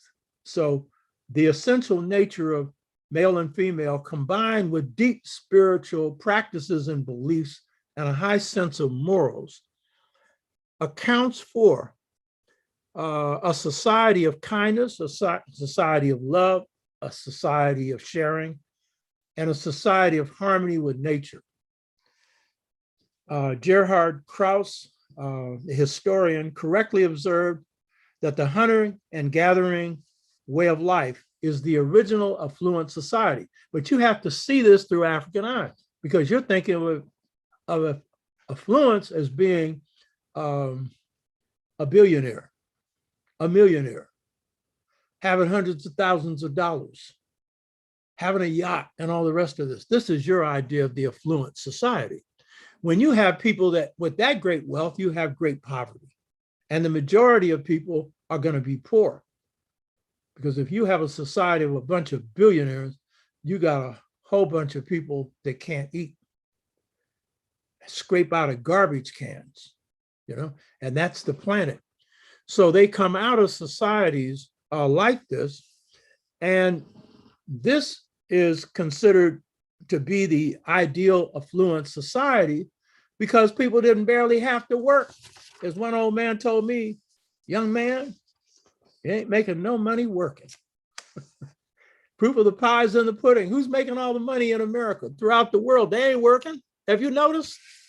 And who works the hardest? What do they get? Practically nothing. I taught at university for 40 years? The hardest working people are the secretaries and the janitors. But the secretaries, they only get 2 weeks off a year. Professors get about 5 months. But without those secretaries, nothing moves. They're the ones that know how to do schedules. They're the ones that know how to calculate payrolls, everything. You hear me? And what do they get? Barely enough to live on. So the harder you work, the less you get 9 out of 10 times, unless you're working for yourself or your people. I put hard work in for these shows. This is for my people. You hear me? My people. This is my first love. Of course, I do my best with anything, but my best work is for my people. You hear me? Huh? A lot of prep for these shows. You know that? Because I'm sharing something with you. By the way, I said this a long time ago. I'm born August the 4th. It's the same date as Louis Armstrong's birthday. Some people will say Barack Obama's. He's born on my birthday. I'm older than him. But Louis Armstrong, if there was an innovator of jazz, it was him. There was not one, but he'd be the closest one to it. What he said about his compositions, his musical compositions, they were like chapters in a book with a beginning, a middle, and an end. And he always had a typewriter with him because he was a writer. And he wasn't the Tom that they made him out to be. You hear me? He was a good man and lived in the heart of the Black community. Didn't live high off the hog either. In fact, the best room in his house was his bathroom. So this has got to do with astrology. I'm in the second decaton of Leo. That's Sagittarius. What that means is there's a scholarly inclination. That's what he had. And so his playing was like chapters in a book. What I present here are like chapters in a book. And so you can go back and look at them. I'm doing stuff so 30 years from now, somebody can look at this and draw from it. And so I'm not going off the seat of my pants. I'm good at improvising. We all are. And I'll do some improvising here. But the research is key to give you the information and not the same old, same old. So every time I'm preparing for this show, I'm digging for new stuff, not just repeating the old stuff. You know what I mean? And so between writing and this takes up a lot of time. And I said before, for 5 months, I stopped working out. Now I'm back into working out. Stop doing Kung Fu. I'm back into Kung Fu. And stop writing. I'm definitely into writing because writing takes priority over everything because that's for eternity, So all I'm saying is this comes out of love. And I know when you do your best work, you love yourself, you love your people, you love humanity, then that's where the best is going to come from you. And I know a lot of you are doing that. And that's what parents do. You're giving your best to your children, whatever age they are. pure love, you know, and no parent's perfect. And that's also why we pick parents, to learn from them, not just because they're all going to be perfect. So for African humanity to stay in the hunter-gatherer stage for the longest period that humans have existed, why would they? When we view the Twa through the material lens and think like the white boy, then we think, well, they stayed in the hunter-gatherer stage because they couldn't figure out how to get out of it. Or they stayed in the hunter-gatherer stage because the conditions weren't right for getting out of it. Because we're thinking the way the white boy thinks, and we're thinking that no skyscrapers, no cars, you know, nobody had thought of that in those times, but they're living in the forest or whatever. They're living good. You hear me? Free. You know what I mean? So they stayed in this state for the longest period of human history.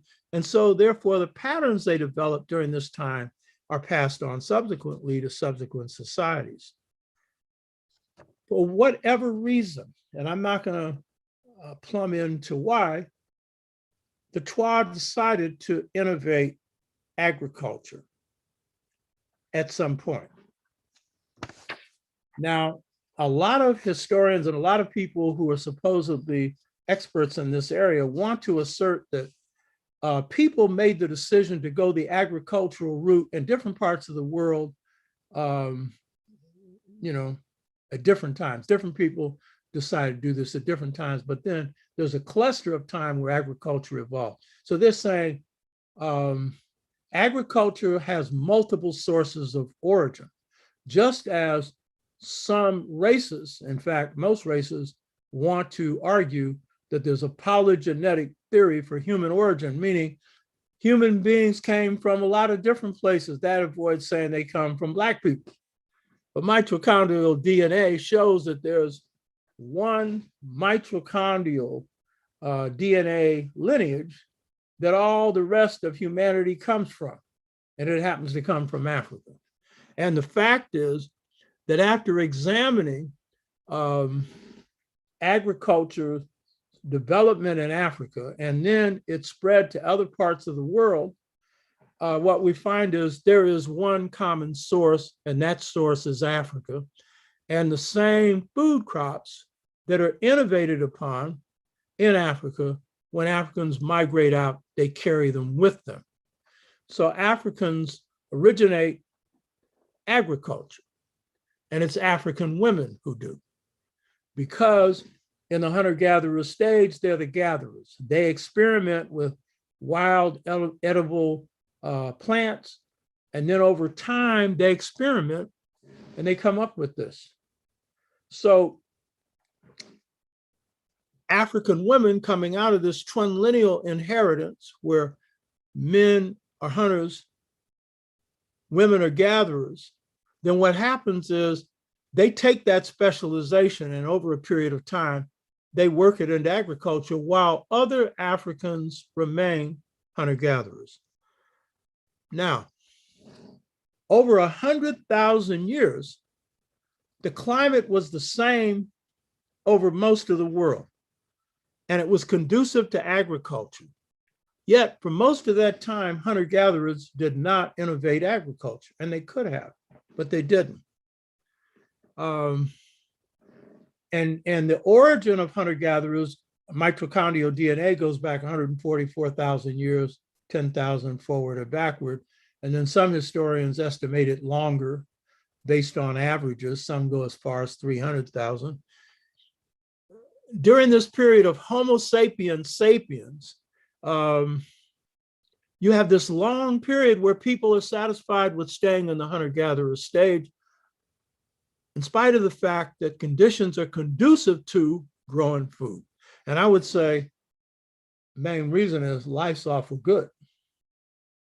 It's awful good, not because they couldn't do it. So what we know is this: there were at least 3,000 years of opportunity for hunter-gatherers to transition from hunter-gatherer to agriculture. But it's all of a sudden that we see the spurt of agriculture in Africa. Now, one of the authorities that I rely on is an African-American. He's really good. He deals with the Twa in certain aspects. His name is Clyde Ahmed Winters. I give him credit. I quote him in my book. I've talked to him. He's a good scholar. He estimates that agriculture begins between 17,000 and 18,000 BC. And it is from the people who come from the area of the Mountain of the Moon, close to where the world's first people come from, the Biaka Twa in the Congo, near the headwaters of the Nile. So that's his estimate, about 17,000 to 18,000 BC, where Africans are migrating, some of them into the Nile Valley, others into the Sahara. During this period, the Sahara was wet and fertile. It was not the desert that it is right now. And according to him, 18,000 BC, this is a period where the Earth's magnetic field placed the Sahara in a position where it went through wet and dry periods. So these migrations would have occurred during some of these wet periods. There's another person who's an expert on this. His name is Dr. Winforth, W-E-N-F-O-R-F, and Dr. Childs. They've discovered evidence of wheat and barley growing by Blacks in the Sahara dating back to 17,000 to 18,000 BC. So that's one source on time periods. It's clearly coming from these little people who are near the Mountain of the Moon and moving into the Nile Valley and moving into the Sahara. Now, my research shows that the greatest amount of innovation when it's moving from hunter-gatherer to agricultural occurs on the edges of forests, because the forest is a major region for hunter-gatherers. It also occurs near rivers. And this makes sense because you can't do agriculture without water. And of course, the Kemetic civilization couldn't exist without the Nile. So these are other areas in which agriculture is innovated. So African women who were the gatherers are the innovators of agriculture. If we go back and look at, in the Mother Principle, I look at 14 ancient African family systems. I've looked at more since then to look at, so how did societies begin to form after they move out of the hunter-gatherer stage? I'm not going into that right now. I just make one comment that gives you an indication of how the family system plays into the formation of societies that are agricultural. One example I look at is a P.A.P.O. In enslavement, they were called the Flying Africans. These were the Africans that resisted slavery. All of us did, but to the point of suicide. And so the song, wade in the water, children, God's gonna trouble the water. That's an Igbo Flying African song. It is about Africans going to the water and drowning, because they'd rather drown and go back to Africa in spirit form than put their children and themselves through this hellhole called slavery. So they are representative of some of the early groups that form when Africans move out of the hunter-gatherer to the agrarian state. They're generally in the beginning small. They are egalitarian, that you got this male-female balance coming out of the hunter-gatherer situation. And in the case of the Afrikbo Igbo, they call them twin unilineal, whereas I talk about twin lineal, where your lineage is from mother and father, grandmother and grandfather, and power flows that way as well, male and female. Twinlineal means that males inherit through the male line, females through the female line, and males get their last name from their father's family, females from their mother's family. But the point is, the society is organized based on a male-female balance. Men do certain kinds of agricultural work, women do others. In most African societies, women do all the agricultural work. But then we always have exceptions. That's why without division of the just society, I'd have never got this, because the Yoruba, the men are the agriculture. And by the way, exceptions always prove the rule. So if you see one thing hanging out and everything's going the other way, you're saying, hey, this is right. So in the case of the Yoruba, they're the farmers. The women do the marketplace, but marketing their own goods. The men market theirs because they don't trust their women to handle their stuff. You know what I mean? So that's the exception. But the key point is that as Africans move from hunter-gatherer to agrarian, then what's happening is women are doing that key innovation. Men will sometimes break up the hard earth in terms of agriculture, and they end up being hunters, going after meat, and then protecting herds if they have them. And if they engage in trade, it's of their own stuff. So what we're seeing is this male-female thing playing out. And as Africans migrate, and then they make their migration into the Nile Valley and into Kemet, they're bringing both the spirit system and they're bringing family systems. And these family systems are placing a great emphasis on the central role of women. And this is a real key thing to get straight. You hear me? In the African way. So what was life like for the people of Kemet or Egypt? You don't get a lot of firsthand descriptions because in history, you're always looking at the pharaohs. You're always looking at the great people. You're not looking at the everyday people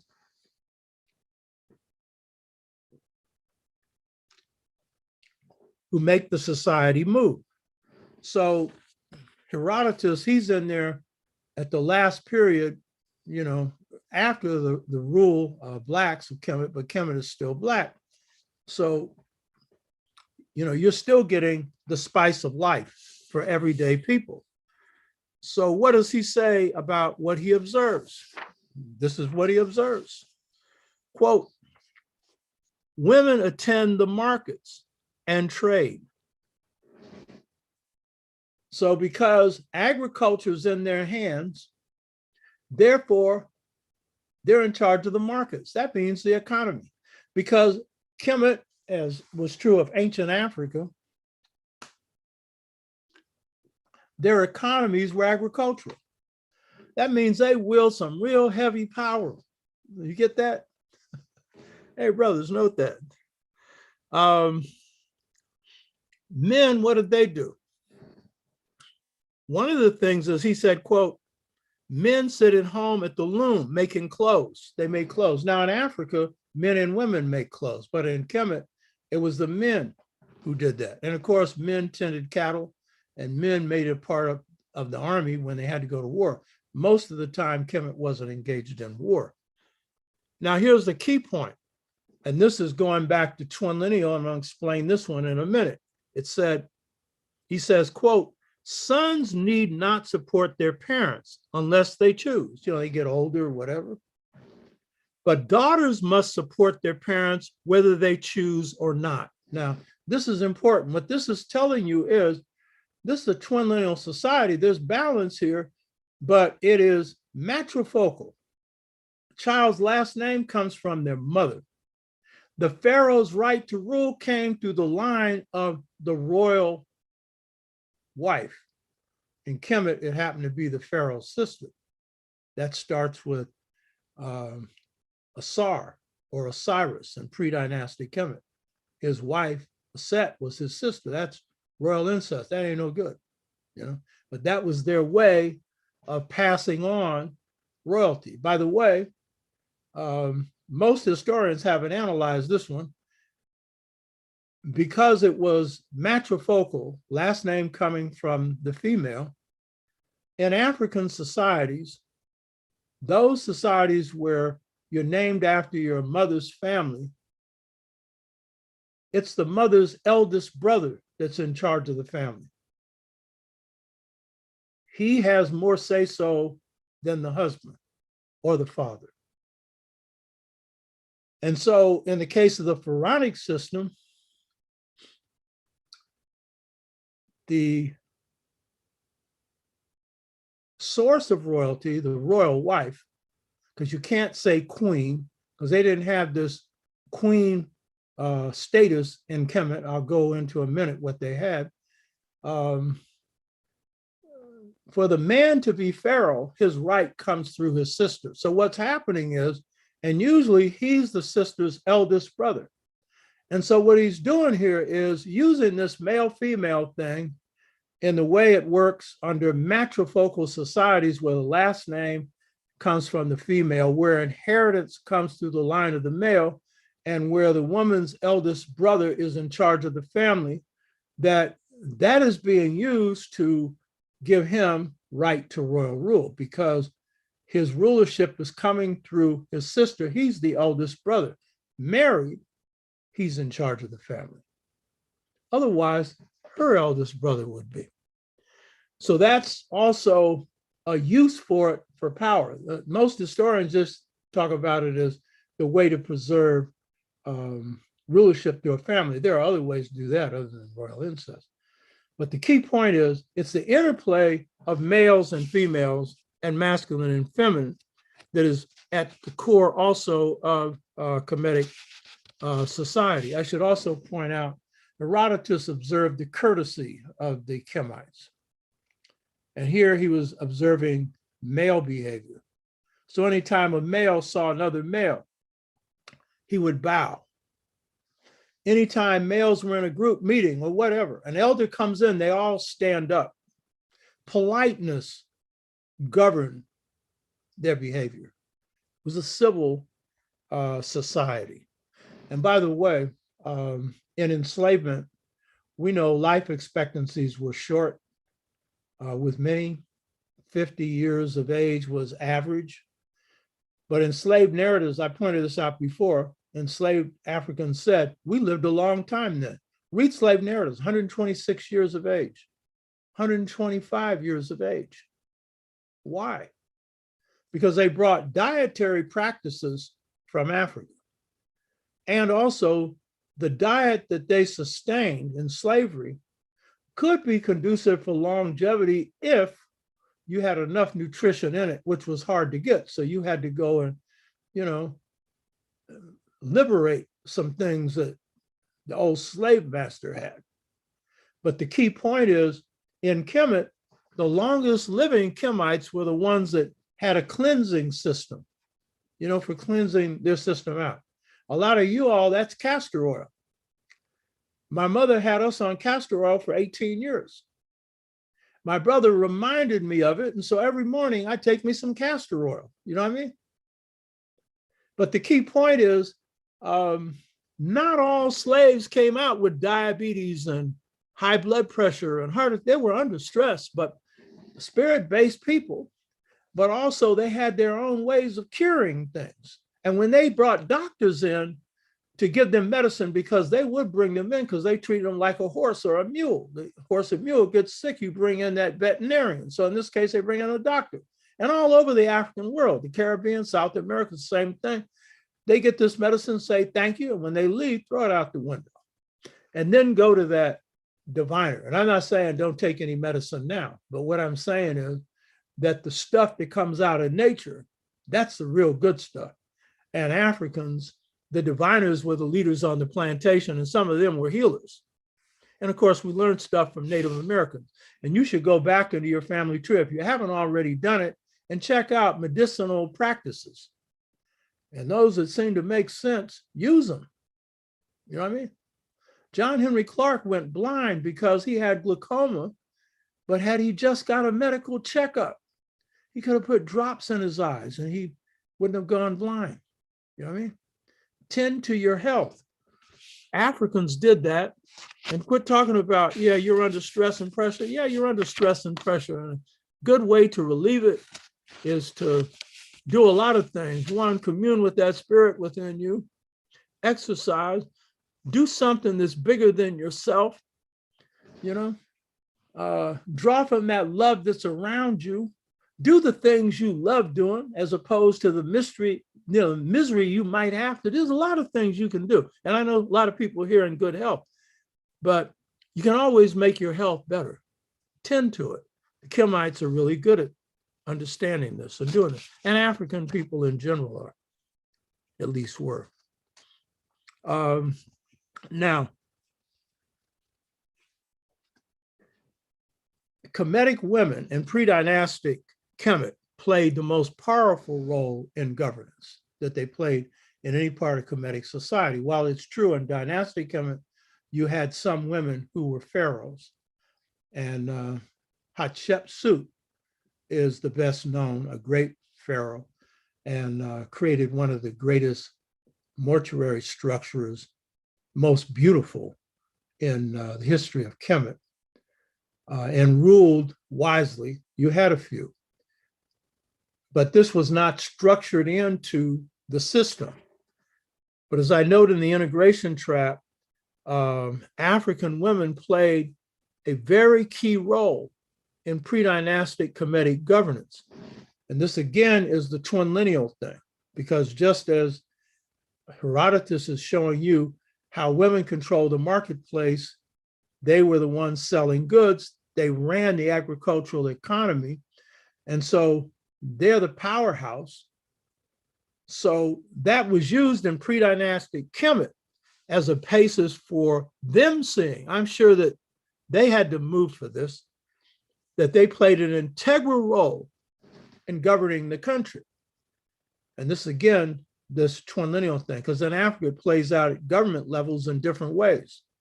In the Asante system, Asante Hina king, Asante Wa queen mother, and then they have a council made up of lineage heads, very just people. And the one who's Asante Hina or king is the most just, best man, whereas in Europe, worst man, or whatever. He's the toughest one, the roughest one, the one who killed his way, whatever, fought his way to get to power. But in Africa, yeah, they were warriors.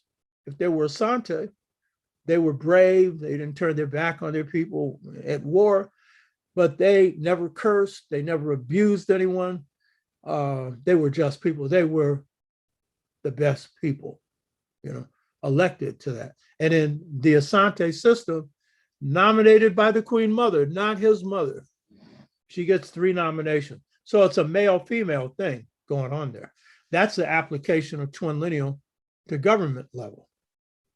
Sometime we'll go into this in depth, because this is really the key to us getting our families back together, making them stronger.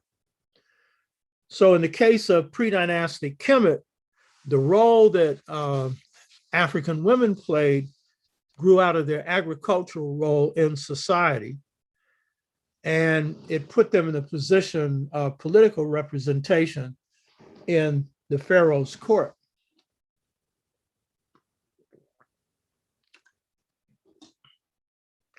This picture I showed you last week of this little guy who's rules a nome in Kemet, like a state, N-O-M-E. He comes to worship the pharaoh, who's conceived of as God. So he's a part of the pharaoh's council there, and he's probably there to visit him and share his views and not just worship him. And so what happens with pre-dynastic Kemet is the farmers of Kemet, who are women, every year would elect one among them to the office of Shepsu, S-H-E-P-S-U, S-H-E-P-S-U, from which the title Hatshepsut derives. And so she held office for only 1 year. This is important because it means that they're drawing from these democratic traditions that come out of Africa. I didn't go into this today, but I've said it before. The Twa give birth to democracy, consensus-based. Everybody's got to agree. I told you when I led the San Francisco Freedom Movement, I didn't know nothing about the Twa, but I knew the best way to run an organization was everybody had to have a say-so, but everybody had to agree. And so we had consensus decision-making. You know, I asked somebody later, what did people see in me? I was younger than a lot of them. Why did they have me as the chair? They said, you were the unifier. I was a unifier because I let everybody put their mouth into it, give their ideas. And then I did that because I knew that the more input you have into a decision, the less likely you are to make mistakes. And I don't like mistakes. I'm a perfectionist. And so, and when you get everybody agreeing to something, ain't nobody going to undermine your decision except outside forces. And your organization will have the power to overcome that. That's the African way. And that's based on all the males and females being equally empowered to govern every phase of society. Everybody has a say-so. That's consensus. You know what I mean? For various reasons, when Africans move into the Nile Valley, over a period of time, they set up a hierarchy. And the Pharaoh is at the top of this hierarchy.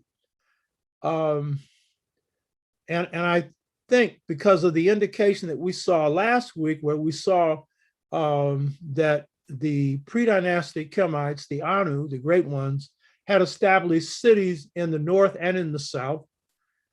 And these were walled cities. So this suggests that they were there for defensive purposes. You wall up a city to protect it from anyone that's going to give you trouble. And there's evidence that they had some non-Africans in there. They were not the majority, and they kept them in their place from 10,000 BC up to 3200 BC, the unification period.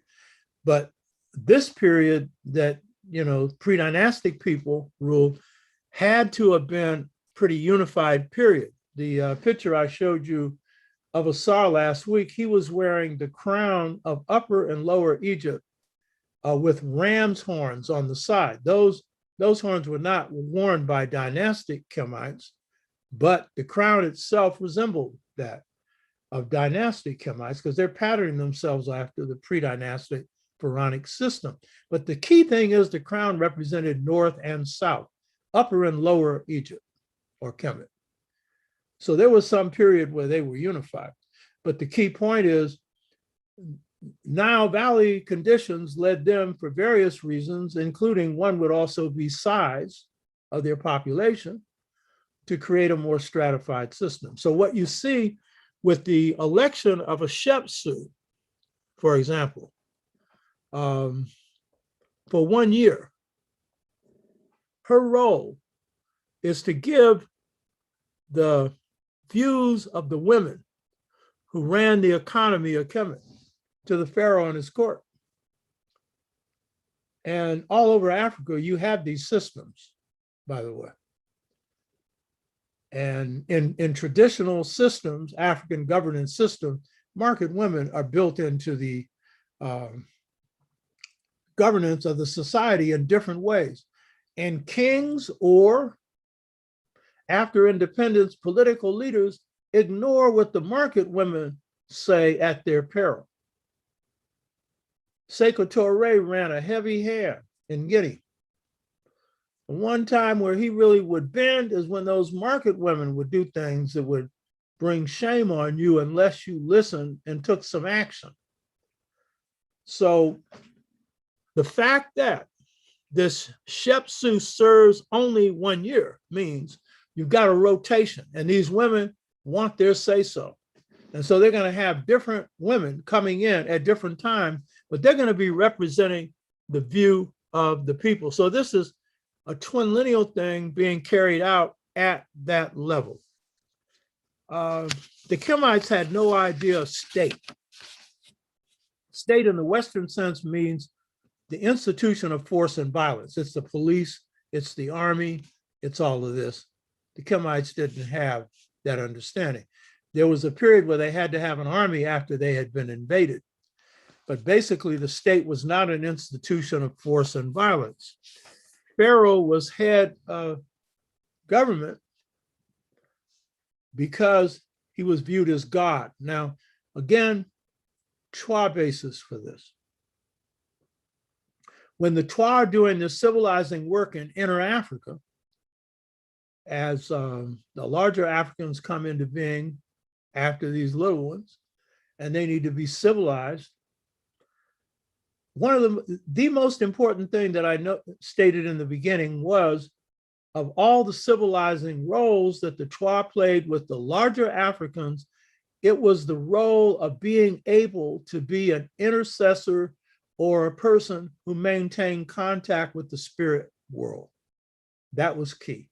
And Pharaoh played that role in ancient Kemet, based on standing on practicing Ma'at against what they called the forces of Isfet, I-S-F-E-T, disorder. So the belief was that Pharaoh could maintain prosperity with his people as long as he maintained good conduct, spoke truth, did truth. And there were periods where they didn't. And that leads to the first intermediate period in Kemet, starting at the end of the 5th dynasty, going from 6 to the beginning or the end of the 10th dynasty, where there was disorder, because there was poverty in the country. A lot of reasons for it. But if you were going to maintain any kind of prosperity, then what you needed to do was adhere to Ma'at. And when they start to restore governance in the 11th dynasty, pharaohs are telling their sons who are going to be pharaoh after them, listen to the people, because they had this figure called the eloquent farmer who went before the nobility, particularly Pharaoh, and gave lessons on justice because he had been treated unjustly. Pharaoh said, listen to that. So the point is that in pre-dynastic Kemet, you didn't have the idea of state, you had the idea of Pharaoh. And Pharaoh was God on earth. Note that Africans believed that God, we're all God. So this was not a new idea, but he was the great God. But his behavior would determine well-being. So this idea of the Pharaoh being the one who mediates with the spirit starts with extended families, works up to lineages, goes to clans, where these heads are the ones that make sacrifices, that do prayers, maintain contact with the spirit world for the well-being of the community. When it grows into a national state, then that's the role of the Pharaoh in particular.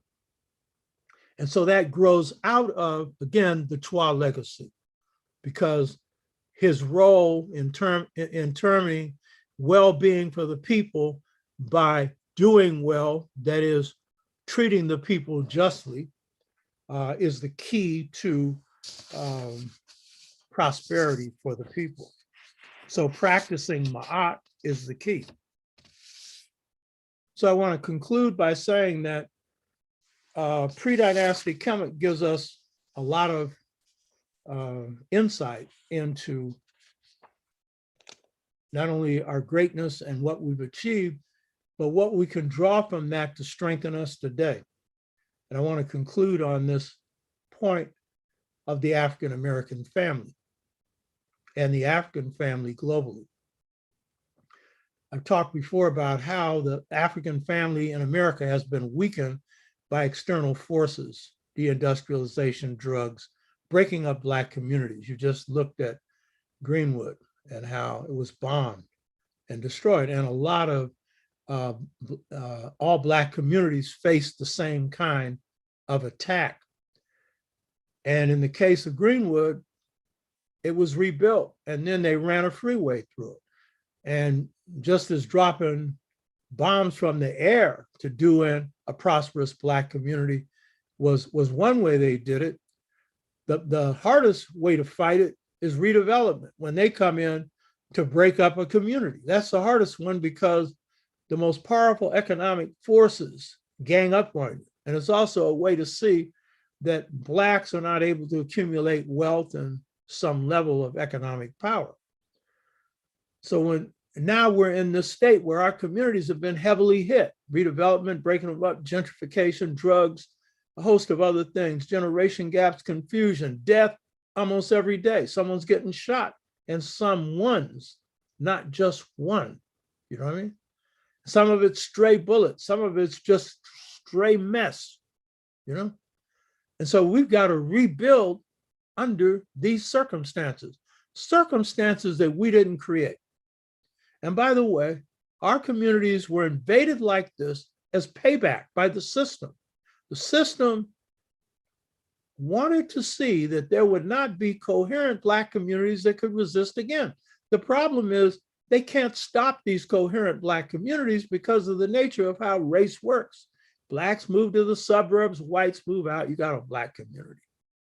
And while they broke up Harlem, they broke up the Fillmore, you still have strong Black communities in Chicago, strong Black communities across the United States, a huge number.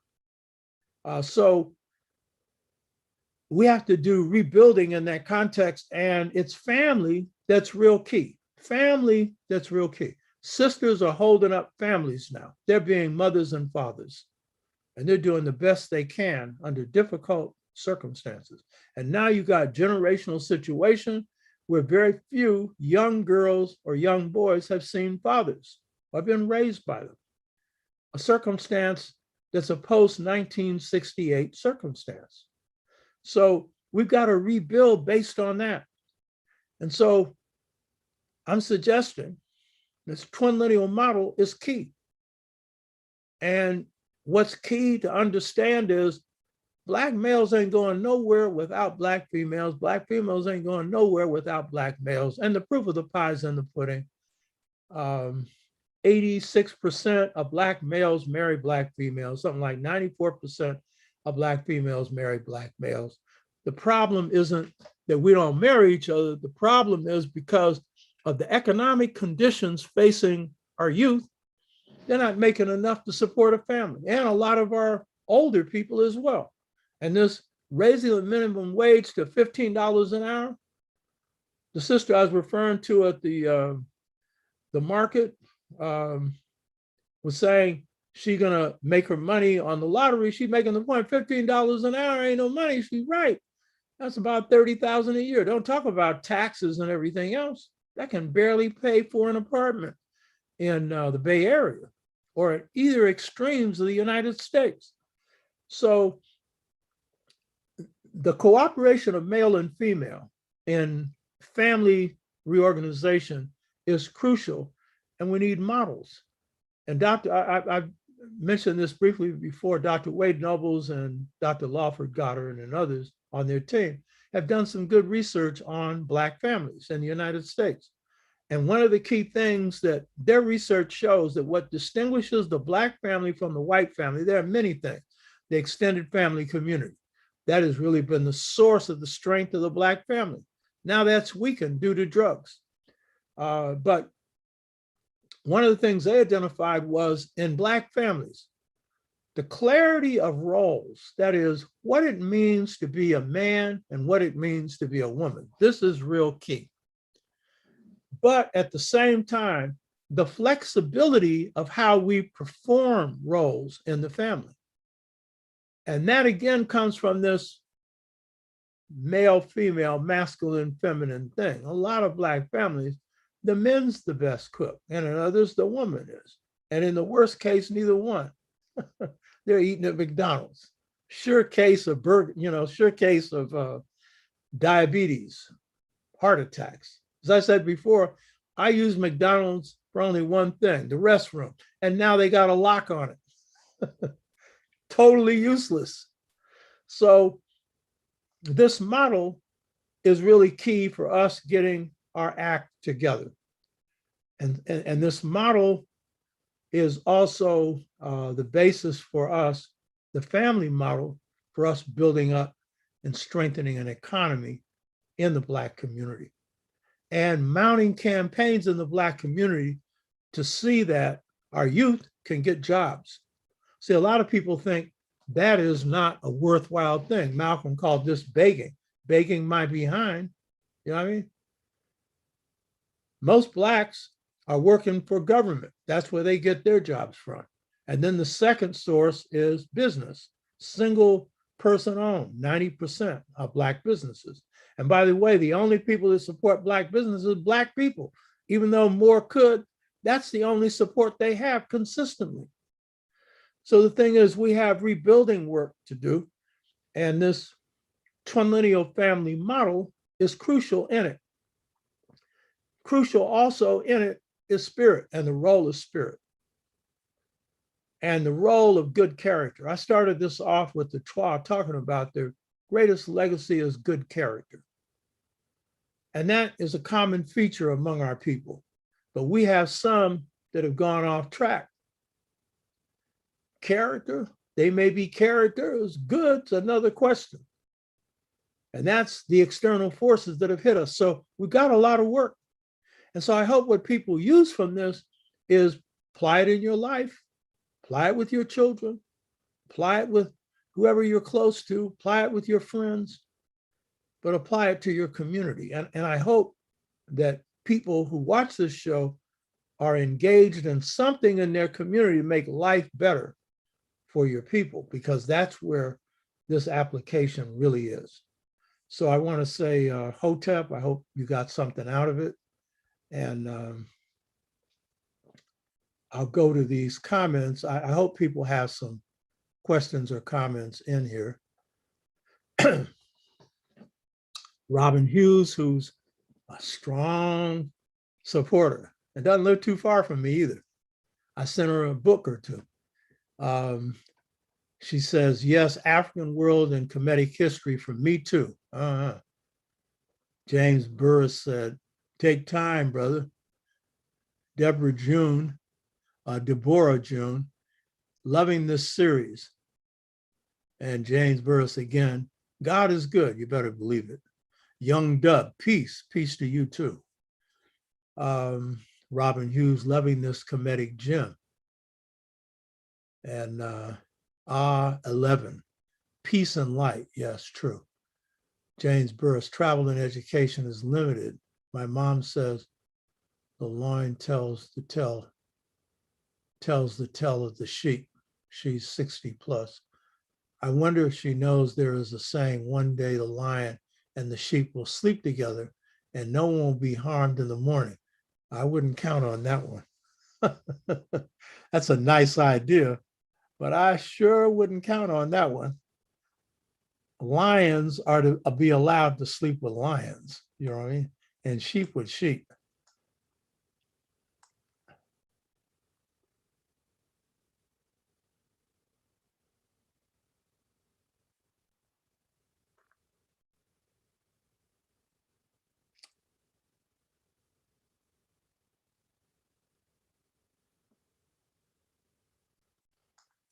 Well, these are mainly sign-ins. Stephen McKenzie, Hotep, Dr. Shaka and family, Lisa Grayson, Hotep, Ken Herbert, Hotep, Lao Tzu,